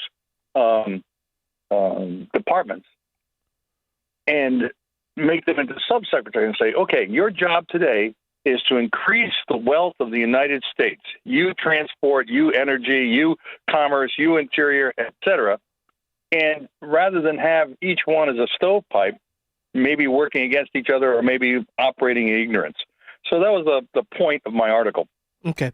Now, and you talk about the departments that you're talking about merging are commerce, labor, agriculture, transportation, and energy into this Department of National Economy. Now, here's my question to you. What efficiencies or do you think strategic clarity would that bring? Well, I talk about, that I have worked as a strategist. One of the problems we've got writ large is China. And they have increased their wealth or the wealth creating capacity immensely in the last 20 years, and we have not. So why don't we streamline our ability to make money, to make the country wealthy, by taking these old institutions and recombining them into a cooperative set of departments that have one goal in mind, that has increased the wealth of the United States. Yeah. Now, you also argue that Homeland Security should be folded into the Coast Guard, and that the intelligence should return to what we used to have, the Office of Strategic Services style structures. What problems? Because I'm a problem solver. I believe in solving the problems. You can tell me about the problem, but I want to. How do we solve it? What problems would those moves solve? Well, you got to understand, how did we get to the military structure we have today? Well, after World War II, we had the National Security Act of 1947. So we took everything we learned about World War II and wanted to unify the services, and wound up with not only another service, the U.S. Air Force, but also the Central Intelligence Agency. Now, the dynamics of the time were, have been forgotten. Harry Truman did not like William Donovan, who was the head of the OSS. And as a matter of fact, the OSS was deactivated on the 30th of September in 1945, and its parts were flung out into the State Department and the Joint Chiefs of Staff, etc. And only about a year and a half later, he said, "Oh, look, Cold War. Now what do we do?" Instead of bringing back the OSS and pointing out that he made a mistake, he created, as a result of congressional actions, the Central Intelligence Agency. But now we go to Goldwater-Nichols in the 1980s, and what do? We create the U.S. Special Operations Command. Yeah. Well, essentially, that's what OSS was doing under the leadership of William Donovan during World War II. Now, so we need to kind of look at how do we streamline stuff. Yeah. Regarding the Coast Guard, you were a state trooper at one time, correct? I was a county deputy. County deputy. Yeah. Okay. You know that, the training that you went through was different from the training that local city cops go through, yes, which is different from state cops and different feds. Well, I teach at the National Intelligence University, and I can tell you that now we have 18 different intelligence agencies. That's true, 18 different intelligence agencies. They aren't all trained the same way. The same with the Department of Homeland Security. All the disparate agencies in there do not go to the same school to learn the basics of Homeland Security. I admire the Coast Guard, having worked with them both while I was in the military and afterwards. They do everything right the first time with, limited amount of resources. And not only that, but they come under the Uniform Code of Military Justice. So when you get shenanigans like, well, hey, after this disaster, if the guy's got a Trump sign in his front yard, don't help him. go on to the next one. Yeah. If you came under UCMJ and somebody found out about that, you'd be in Leavenworth in short order. So, that's how I feel about it. Now, the likelihood of this happening, I don't know, but I can tell you, every time I work with the Coast Guard, I came out smiling. They're just remarkable people. They really are. I think I did a training with them many years ago. But you've spent years advising the Office of Net Assessment. If you don't know what that is, that's pretty much the Pentagon's internal think tank. They're the think tank for the Pentagon. Now, from that vantage point, what are some of the institutional blind spots you think most need rewiring? Well, one of the problems is in reference to China. Okay. As Americans, you've heard the phrase we're a nation of businessmen. Businessmen work on the 90-day turn and the 1-year turn. When you're up against China, we're looking at generational turns. And so we have a problem with consistency over time. Every 2 years, Congress changes, maybe a little, maybe a lot. Every 4 years, the president changes, maybe a little, maybe a lot. And so, your ability to maintain a policy, a strategy across time compared to an adversary who is looking at generational lengths of time, we have that problem. Yeah. Now, how to solve it, I'm not sure, but it's there and it is a problem. Yeah. Now, let's pivot over to your memo to HECSEC. Now, you write that the rot in the military isn't just physical unfitness, but bad education. Define what that bad education and what does that rot look like up close? All right. You got to understand that we are no longer in the industrial age where you need to have extreme physical fitness and sharpened bayonets and rifles. That's all part of the process. But we now have something called information warfare. And in it requires two things, a kind of profound education, and for lack of better way to express it, it's a corkscrew thinking to outthink the enemy. Yeah. So one of the things I did for the Office of Net Assessment 10 years ago was to create a unit that would work in information warfare. And it was composed of about 50 members of the Air and Army National Guard in California who had civilian jobs in the movie industry, in Silicon Valley, and everything in between. Now, when you're doing information warfare, the problem is when you learn, if you're in the military and there's a new wrinkle out there, let's talk about the latest in artificial intelligence. By the time they see the problem and are cognizant of it, and then create a school to train people to do things, the time to act has already passed. You're behind the power curve. What's interesting with the men and women in the Guard is they're doing this every day. Internet marketing could easily turn into internet propaganda. It's the same thing. Okay, you're putting the best face on a problem and trying to sell it. Yeah. The people who are building software, before it's even beta tested, may know a backdoor that nobody can see. So you have people who are already immersed in that environment who are doing every day. And you can't do that in the military because you have all these other jobs to do. And you have to, on the other hand, you also have to maintain them in the military. Well, a guy who becomes a cyber sleuth in the military, when he comes up for reenlistment, there are all these jobs out here in the civilian world that will pay him 3, 4, 5, 6 times more than he's making in the military. And so we tend to lose a lot of people as soon as they're trained. So one of the things I look at is the concept of virtual units that live in time and space across the internet, and then you bring them together to do certain specific jobs and then send them back out again. That's the experimental unit that I built, and I'm very proud of. Yeah.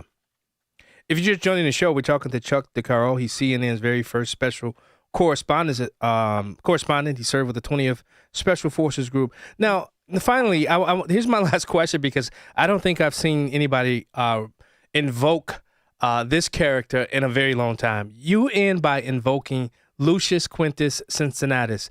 If you don't know who he is, he's the farmer general who fought, won, and returned home. What would a modern Cincinnatus look like in America today? Oh, God. One of my students was Major General David Grange, who, in fact, ran the McCormick Foundation for many years before moving on to some other things. But he's just that type. He would do his duty and go back to the farm there in Illinois. So, yeah, there are modern guys who are very much like Cincinnatus. But the whole point is, I love my country. Ask me what you want me to do. Do I want to retain power as a Caesar? No, I just want to go back to the farm. That's the way that ancient Roman did it. And you know, when you think of you talk about the greatest generation, that's exactly what they did. Yeah. You know, Dick Winters, you know, the commander of the of Easy Company, 506 Parachute Infantry Regiment, said, you know, all I want to do is go back to the farm and not do another thing ever. And that's exactly what he did. Now, Chuck, we got about 1 minute and 30 left. I'd be remiss if I didn't talk to you about this. China's digital battlefield. Now, that figures heavily in your warning. Where are we most vulnerable, and who's leading that counterattack? Okay, I'll tell you what. Colonel John Warden, U.S. Air Force retired, who's famous for his idea of instant thunder, which became the war plan for Desert Storm. And I and Colonel Larry Weaver have come up with an assessment of what China could do. You know, we rely on mutually assured destruction as a way to keep the peace. The problem is that nuclear weapons and missiles that go with them are obsolescent. And we created a website called winningpeerwars.com, winningpeerwars.com, which talks about their advancements that the Chinese could use. One of them is advanced biosystems, you know, like COVID. Imagine if COVID were far more lethal, created in a lab, and spread across the United States prior to dropping the electric grid and dropping the internet. Because we have become dependent on information transfer on a massive scale, what would happen? Wow. You know, you could scary. leave the United States prostrate, and what are you going to do? Use nukes after that, only to be renuked? You know, what I'm saying, the advance of technology at this point favors China because we've been sitting on our laurels for the last 25 years. Wow. Well, Chuck DeCaro, we got to leave it there. He's co-authored the Cyber War series of textbooks used in U.S. and allied war colleges. He's taught at both the National Defense University and the National Intelligence University. Chuck DeCaro, thanks so much for joining us on Chicago's Morning Answer. Okay. Take care, John. All right, my brother. Good to talk with you. All right. Now, Justin, I think that means now we're on, is this open mic Friday, or do I go to break? And he joined us on our turnkey.pro answer line. It's news, opinion, insight. This is Chicago's Morning Answer on AM 560. The Answer. This is Seth Leibson for townhall.com. The Donald Trump Gaza peace plan marks a major development toward solving the intractable. But as Winston Churchill once said, this is not the end. It is not even the beginning of the end. But it is perhaps the end of the beginning. There's a lot to worry about yet. First, the return of living hostages is a major breakthrough. But unless Hamas is disarmed and removed from all power, the suffering of all will continue and more terrorism will come. It's worth remembering, too, why this peace plan came about in the first place, as it was all so unnecessary. It came because a de facto state, Gaza, which Israel turned over to the Arabs 20 years ago, turned itself into a terror state, engaged in the most brutal attack the history of terrorism has ever known, including the killing of dozens of Americans. And to this day, Hamas still has more public support than alternative parties there, which bodes poorly for the future of all, including civilization. May this be the beginning of their end. I'm Seth Leibson. AM 560, The Answer. Open mic! Open mic Friday! Call it now! Open mic Friday! Now, you know what that song means. That means the visionary leader, strategic thinker, owner of Turnkey.pro, David Kosak. How's it going, David? Good morning, John. Good morning. It's good to hear you. You're on the home stretch. Oh, yes. Your 4 hours. Yes, I am. Thank God. Well, I wanted to say that I really think what's going on here in the state of Illinois is remarkable, and it's really interesting to be in the headlines as the pot that soon might boil over. For some perspective, during the Iraq War, there were an average of 435 combat deaths each year. In Afghanistan, there were an average of 141 combat deaths each year. In Chicago, when Kim Foxx was here between 2018 and 2022, Chicago had 660 murders on average each year. So we've got a big problem. If you live in our neighborhoods, you feel it, the unease late at night, the caution we take walking to our cars, the frustration reading yet another headline about another murder, carjacking, or brazen break-in. We've been told by Pritzker and Johnson that they have the situation under control, but they don't, and everyone knows it. Our leaders in Springfield and City Hall have built a narrative of control and calm. They promise that persistence and patience will yield safer results. Pritzker even shows us nice videos on the lakefront proving that Chicago is safe.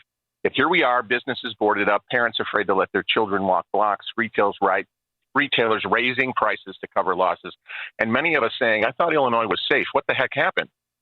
People are fleeing the state for so many reasons. These are not isolated incidents. These policies put in place limiting cooperation with federal agencies, softening law enforcement tools, and prioritizing optics over outcomes have real consequences for our people. When local agencies are barred from working with ICE, it removes an essential tool in keeping our community safe. And I think that the Chicago police officers are seething with anger as not responding goes against their oath and, frankly, their valor. When public officials designate federal officers instead of coordinating with them, they erode trust and weaken alliances that once protected us. When they're given orders to not engage and not help other federal officers, it's shameful. We see neighborhoods where cameras go unused because funding was stripped. We hear of precincts understaffed and overworked, and yet we see the same names recurring on crime blotters, yet few seem to face serious accountability. Now, I don't reject compassion or humanity, but compassion does not equate to complacency. We can respect human dignity and still demand safety and security. We can honor civil rights and still expect law enforcement collaboration. But no matter what party you belong to, or the color of your skin, this entire thing is absolutely ridiculous. It's silly, and I'm tired of people pretending that it's not. The Democrats are now fully engaged in an open insurrection against the federal government, all to protect murderers, rapists, violent criminals, gang members, domestic terrorists, illegal aliens, and the like. Why would they do this? It makes no sense. The Democrats continue to side with criminals over their own law-abiding citizens, and they essentially chose to shut the government down, stopping the pay of so many people. Think about the fact that you're supposed to report to work, but you're not getting paid for it. You're relying on a promise to pay at some time in the future. People in this category are air traffic controllers, TSA workers, military personnel, and even the IRS. Future generations will look back on this era in complete disbelief. They won't be able to fathom how we allowed the Democrats to exist, let alone be allowed to govern our cities. This is not politics anymore. The Democrats are engaged in an open rebellion against Trump, and they don't care how many innocent people die in their crime-ridden cities during the process. The Democrats have not only waged war against Trump, they are waging it on the American people. Not only are innocents being slaughtered by criminals that they refuse to put in jail, but the Democrats are actively obstructing the will of the people and the results of the 2024 election. This is what the people voted for, but the Democrats don't care. Our vote is irrelevant to them. They only care about retaining their corrupt power. This is, by definition, the opening stages of a civil war. So Governor Pritzker and Mayor Johnson, keep that defiant stance and keep goading the president. You're going to find out if Trump's bluffing, and in any case, it's all eyes on us, however ridiculous it looks. And I hope that they have orange jumpsuits in size 10X. Wow. Okay, David, thank you so much for calling. Appreciate the call, my brother. Have a good one. All right, guys. It's Open Mic Friday. This is your chance to sound out politics, culture, news, whatever on your mind or radar. Give us a call. 312-642-5600. That's 312-642-5600. Let's start with Glenn from Orlando. Glenn, welcome to Chicago's Morning Answer. Yeah, good morning, John. In the words of Senator Kennedy from Louisiana, I think most fair-minded Americans think today's Democratic Party looks like the game room in a mental hospital. Oh, my goodness. What kind? He's got a way with words. I'll tell you. Yeah. So. Thanks, Clint. Appreciate the call. Let's go to Eduardo from Tampa Bay. Eduardo, welcome to Chicago's Morning Answer. Yeah, good morning, John. It's good to hear you on a Friday. I know. So as much as I love Maria Conchado from Venezuela, and you're going to see a lot more about her and what's coming up with Mr. Maduro, which I hope he gets brought to the U.S. for to stand trial. I would love to see that. Yeah. That'd be a great picture to see. Bugs Bunny, I like to call him like Dominic Carter over there at WABC. I call in over there during the week. He calls him Bugs Bunny. He's a black conservative. He should be banned from the halftime show. We should have somebody like Lee Greenwood. That'll never happen. Some kind of country or jazz or something else, but forget Bugs Bunny. Listen, as long as Jay-Z is running the entertainment for the halftime show, you'll never see somebody like a Lee Greenwood. No, right. You're right on that, yeah. Ever. Thanks, Eduardo. Appreciate the call, my brother. Okay. Let's go to Nick from Northwest Indiana. Nick, you're on. Hey, good morning. First off, I'd like to tell Glenn from Orlando they should rename it the new movie, One Flew Over the Pritzker's Nest. What's going on there? But I wanted to bring up something as a former police officer and my feelings for this lieutenant that I think is going to get hung out to dry, or at least they're going to try and place blame on him. Let me tell you something. That patrol supervisor, or I'm sorry, that commander of patrol or whatever they call that position, he is issued a radio just like every other cop. Yep. But why do you think they don't get on the radio? They don't want to get on the radio because then there is a recording of them telling that patrol lieutenant exactly what to do. And so they transfer it so then they could cover up for him down the road and hang this lieutenant out to dry. And I really hope this lieutenant is okay. Wait. So, Nick, you're saying there's a because did they go on a back channel to have this conversation and it's been recorded? Is that what you're saying?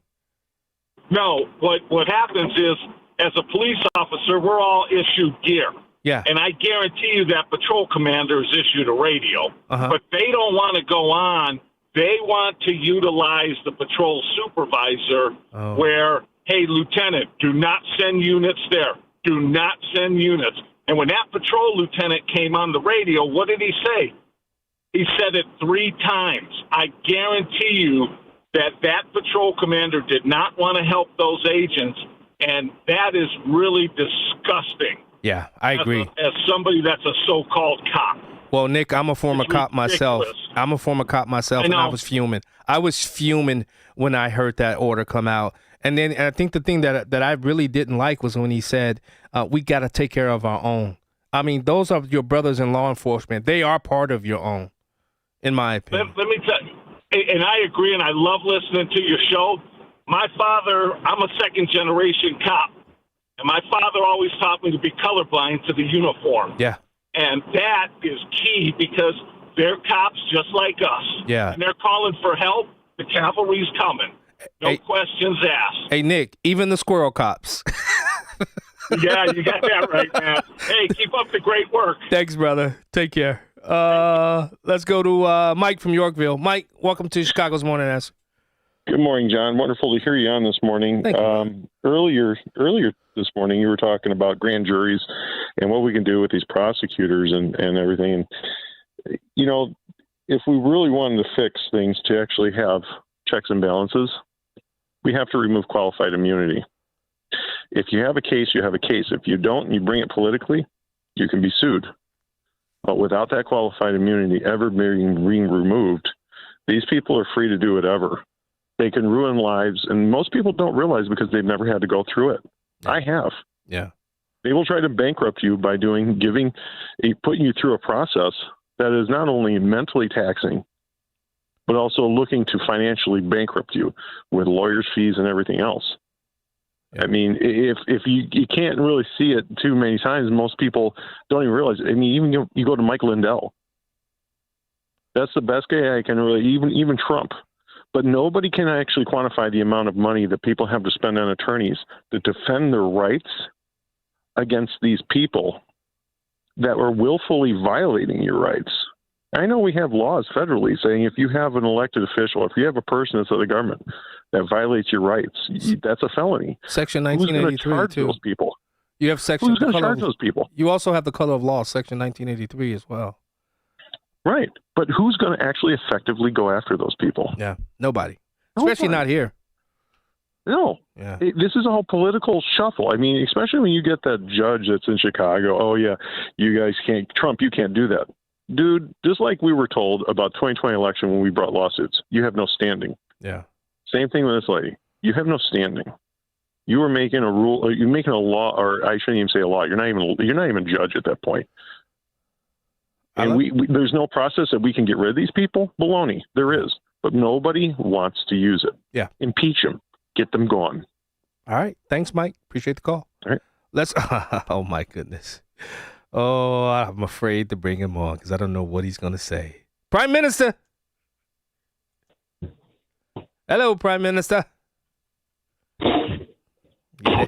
Not the Prime Minister. Oh, wait. No. Prime Minister. I hit the wrong one. Prime Minister. It's great and grand to speak to you, John Anthony. How are you? I am doing fine, sir. How are you? Did you hear about this Catholic sister who couldn't give a damn? No, I did not. What did she do? Nonchalant. This guy. So I'm very upset today. I got fired from my consulting gig as JB Lizzo's political advisor. I told him a few one-liners and he fired me. What were the one-liners? I said, JB, you love that river that nourishes Egypt. You're a nihilist. Then I told him, JB, that Democrat Party you're heading should open a seafood division so they could do hate mongering, fear mongering, and fish mongering. Okay. He just fired me. I'm out. Like the guy who got caught dating two sisters from the same convent. Oh, my. What happened with him?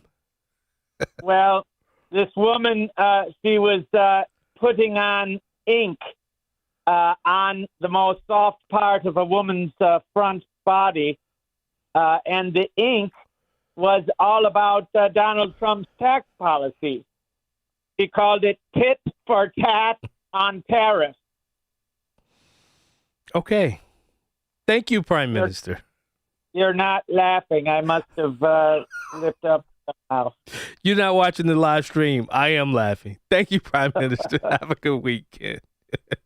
Bye-bye. All righty. Oh, the Prime Minister. Let's go to Mac from the 219. What's up, Mac? John, how you doing, brother? I'm doing well, my brother. Hey, I'm glad to see you've taken over, and this is now the Black and Right show on weekdays now. No. Dan can have it. It's Glad too to early see for me. The grocery store owner was so aware of who she was even talking to. Yeah, I know. It's okay. But I got to tell you, the nerve of her to criticize retail stores for moving out of dangerous inner city communities, and then she could have just stepped out and said, "Look, these grocery stores are just racist." Because you ever been to one of these places like on a night, like at 6-7 o'clock at night when the sun's going down? Yeah. You're scared to death. Yeah. They don't close because they're not making money. And I think she forgets that Whole Foods came into the South Side, and they spent a fortune. And what happened? They got destroyed. Yeah. Now, thank God Jeff Bezos, can pull $50 million out of his couch cushions. And okay, it didn't work. We tried to capitulate to you insane liberal Democrats who want to allow crime to just run wild and don't worry about it because I'm sure they had a reason why they stole and robbed and held the place up at gunpoint. Wait till she gets in there. Let's see how much fun she has. Okay? Well, she says she's been there, since 2020? And she said that there has been shoplifting, but she hasn't had to deal with the crime. I think one of the reasons why could be because she's black and they don't want to rob. Yeah. heaven forbid, right? Because if you walk into a place and a white guy owns it, well, he's got to have money, right? Yeah. No, they don't. And it doesn't matter the race. You don't steal. If it's not yours, don't steal. Yeah. She came up with every excuse, and here you go. Hey, Mac, where was the Whole Foods at in Chicago? Was that the one on 83rd? Was it over there somewhere on 83rd? Somewhere? Not a South Side somewhere. I think it was on the edge of Englewood. Okay, I thought it was one on 83rd, somewhere around that area. They opened up a Whole Foods and then it closed down right away. Right, because they got killed. They literally. I mean, it's just how long do you want to stay in business where you don't know? They're in a worse situation than the Chicago cop. Yeah. At least the Chicago cop's got a weapon on him, right? Yeah. Wow. Whole Foods, what's everybody supposed to walk in there armed, or the clerk making $18 an hour? Geez, I don't know if I'm going to come home from work tonight because I might get shot checking out tomatoes for someone. All right, I mean, come on, Mac. Good luck, man. Great show, by the way, brother. All right, thanks, Mac in the 219. Thanks so much for the call. Let's go to Miles from the western suburbs. Welcome to Chicago's Morning Answer. Hi, John. Thanks for taking me. They're talking about the spying on the U.S. senators and what an outrage that is. But the problem is Dan had an expert on, and some judge signed off on these things. And we don't have any control over these FISA judges or these federal judges, and they're not even ashamed when they get caught doing it. Right. Years ago, they indicted Senator Stevens, ruined his career. Yep. And there was a federal judge in Alaska who had the guts to expel these people from the bench and call them up from the bar and call them up on charges because they hid exculpatory evidence. You don't have any judges with that type of character in Washington, D.C., with all the shenanigans they did to the January 6th defendants. Yeah. They don't even have peer pressure, let alone impeaching these bloody judges. They don't have enough of a professional community to embarrass them when they go overboard, like Bozaboy did with spying at Carter Page. And then somebody gave him a phony document, and he gave the kid probation and said how sad it was he lost his career. He filed a false pleading with the court. Anyone else would go to jail for that. And then this kid who attempted to assassinate Kavanaugh, 8 years? 8 years? Are you kidding me? These people, they talk about, FISA, we'll have to redo FISA.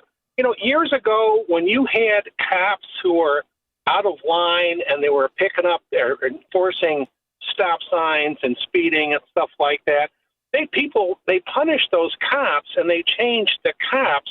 They didn't say, let's get rid of stoplights and stop signs, for God's sake. True. So there is no hold on any of these guys, Bozaberg and these other people, and then Inspector General's report, those guys from the U.S. Attorney's Office and the FBI, they were talking about ex-parte communications with those judges.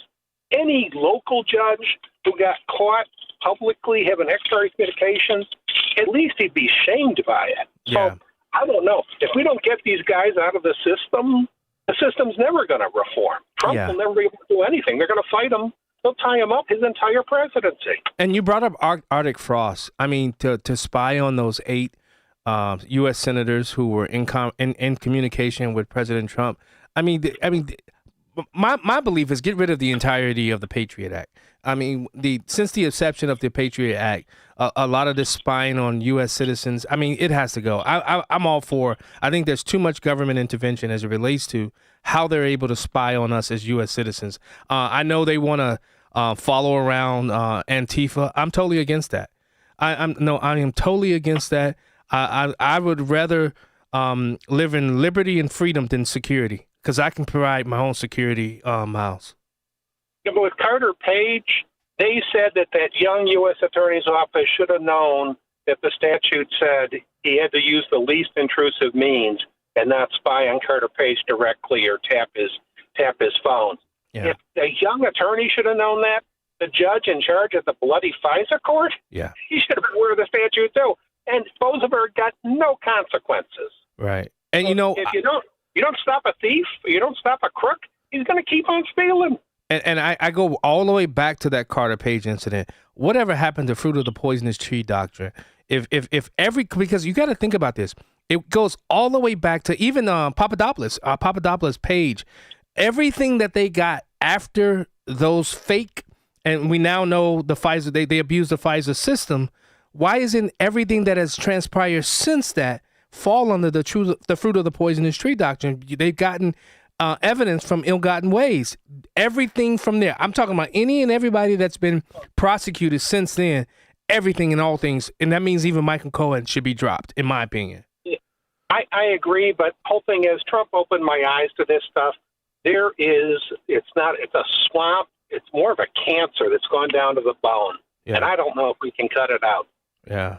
This is why I say get rid of the Patriot Act. Thank you, Miles. I appreciate the call. All right. Thanks, Jack. Good show. Brother. Thank you. Let's go to Lou. Lou from the Southwest side. Okay, I get this fellow that just got on.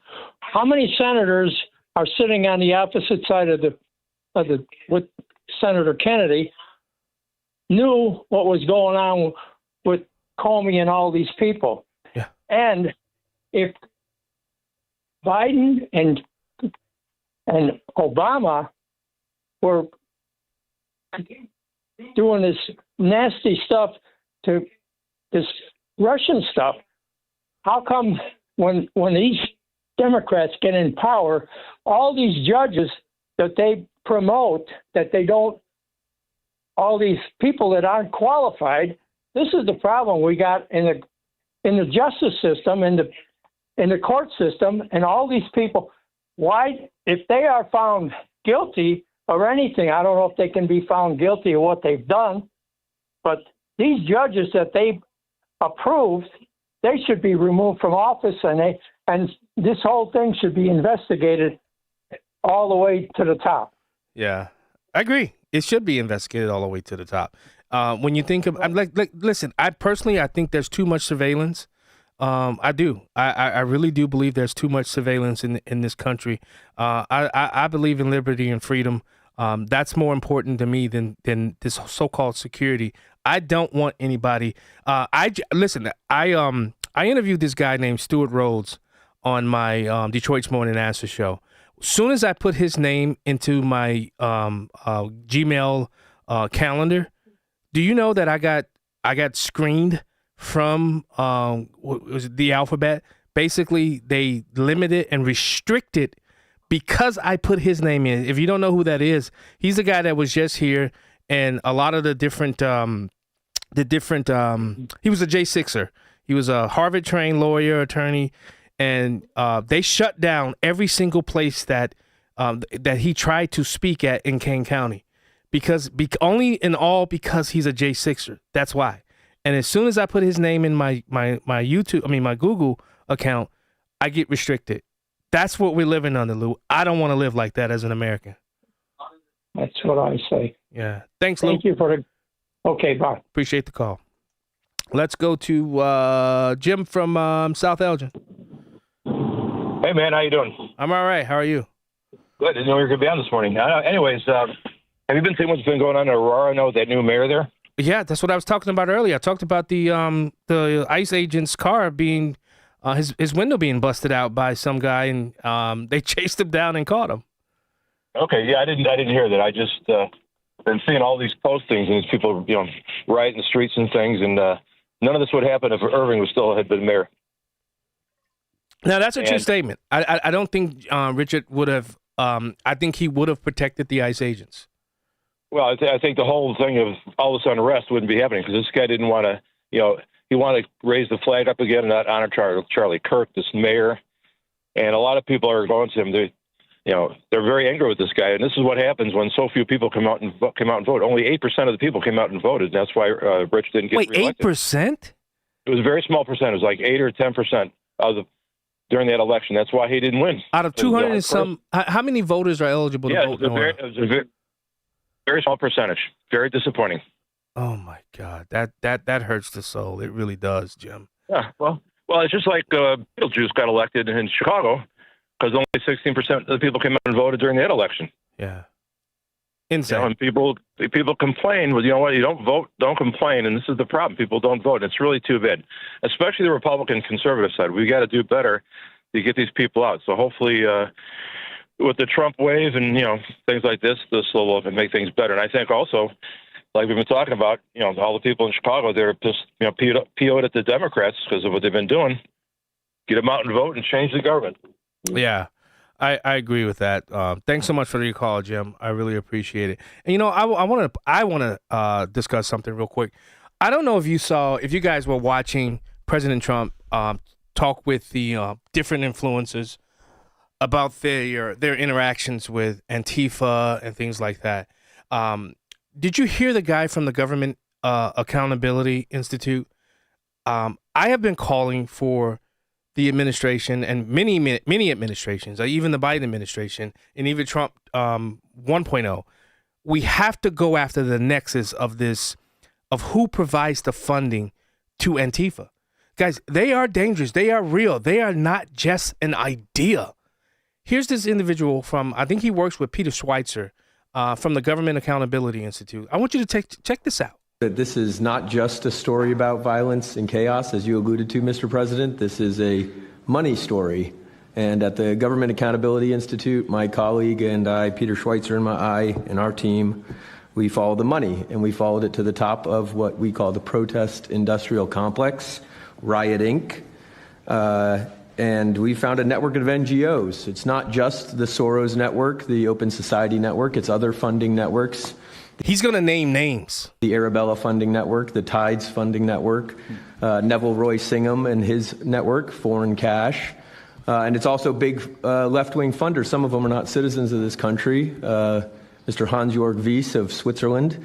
They're pouring money into this entire ecosystem. And so I want to share 3 money facts with you about what we call Riot Inc. Number one, like any corporation, Riot Inc. has many divisions. It doesn't just have the Antifa boots on the ground division. It has PR divisions. It has marketing divisions. It has a very well-funded legal division to get these boots on the ground back on the streets as quickly as possible.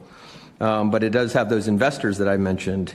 Number two, we have identified dozens of radical organizations, not just the decentralized Antifa organizations, but dozens of radical organizations that have received more than $100 million from the Riot Inc. investors. These would be the lawyer groups. These would be the groups that advocate for calling good, honest Americans fascists, et cetera.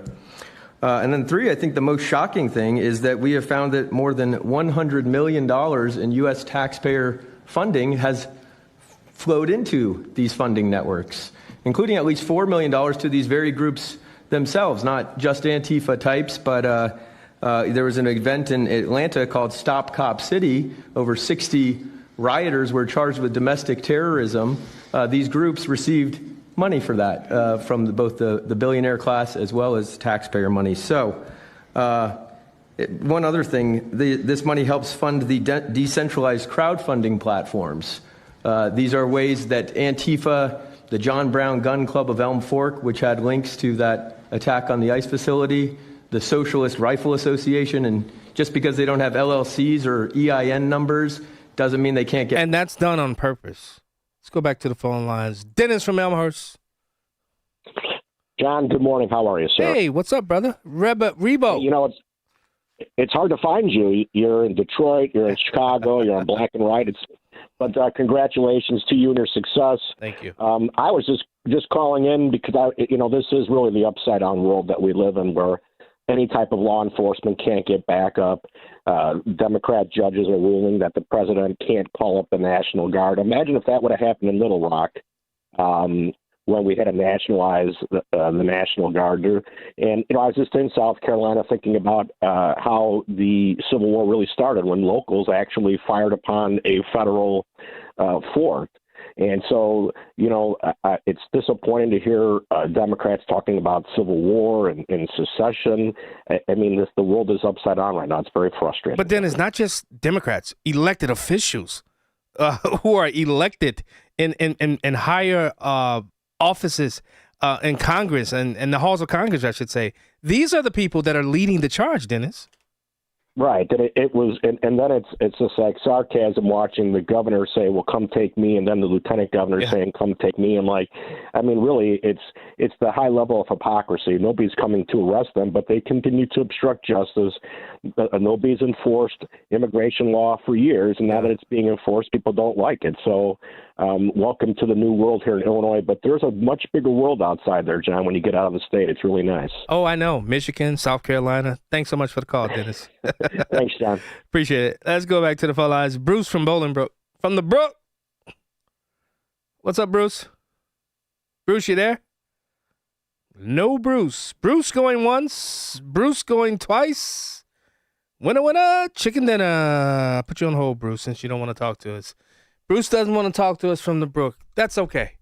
But, I mean, guys, if we don't figure out this network and nexus of how they're trying to destroy our country, the NGOs, and this is why they're so mad at President Trump. And this is why also they don't want the National Guard to come into states like Chicago. It will prove that the problem was fixable.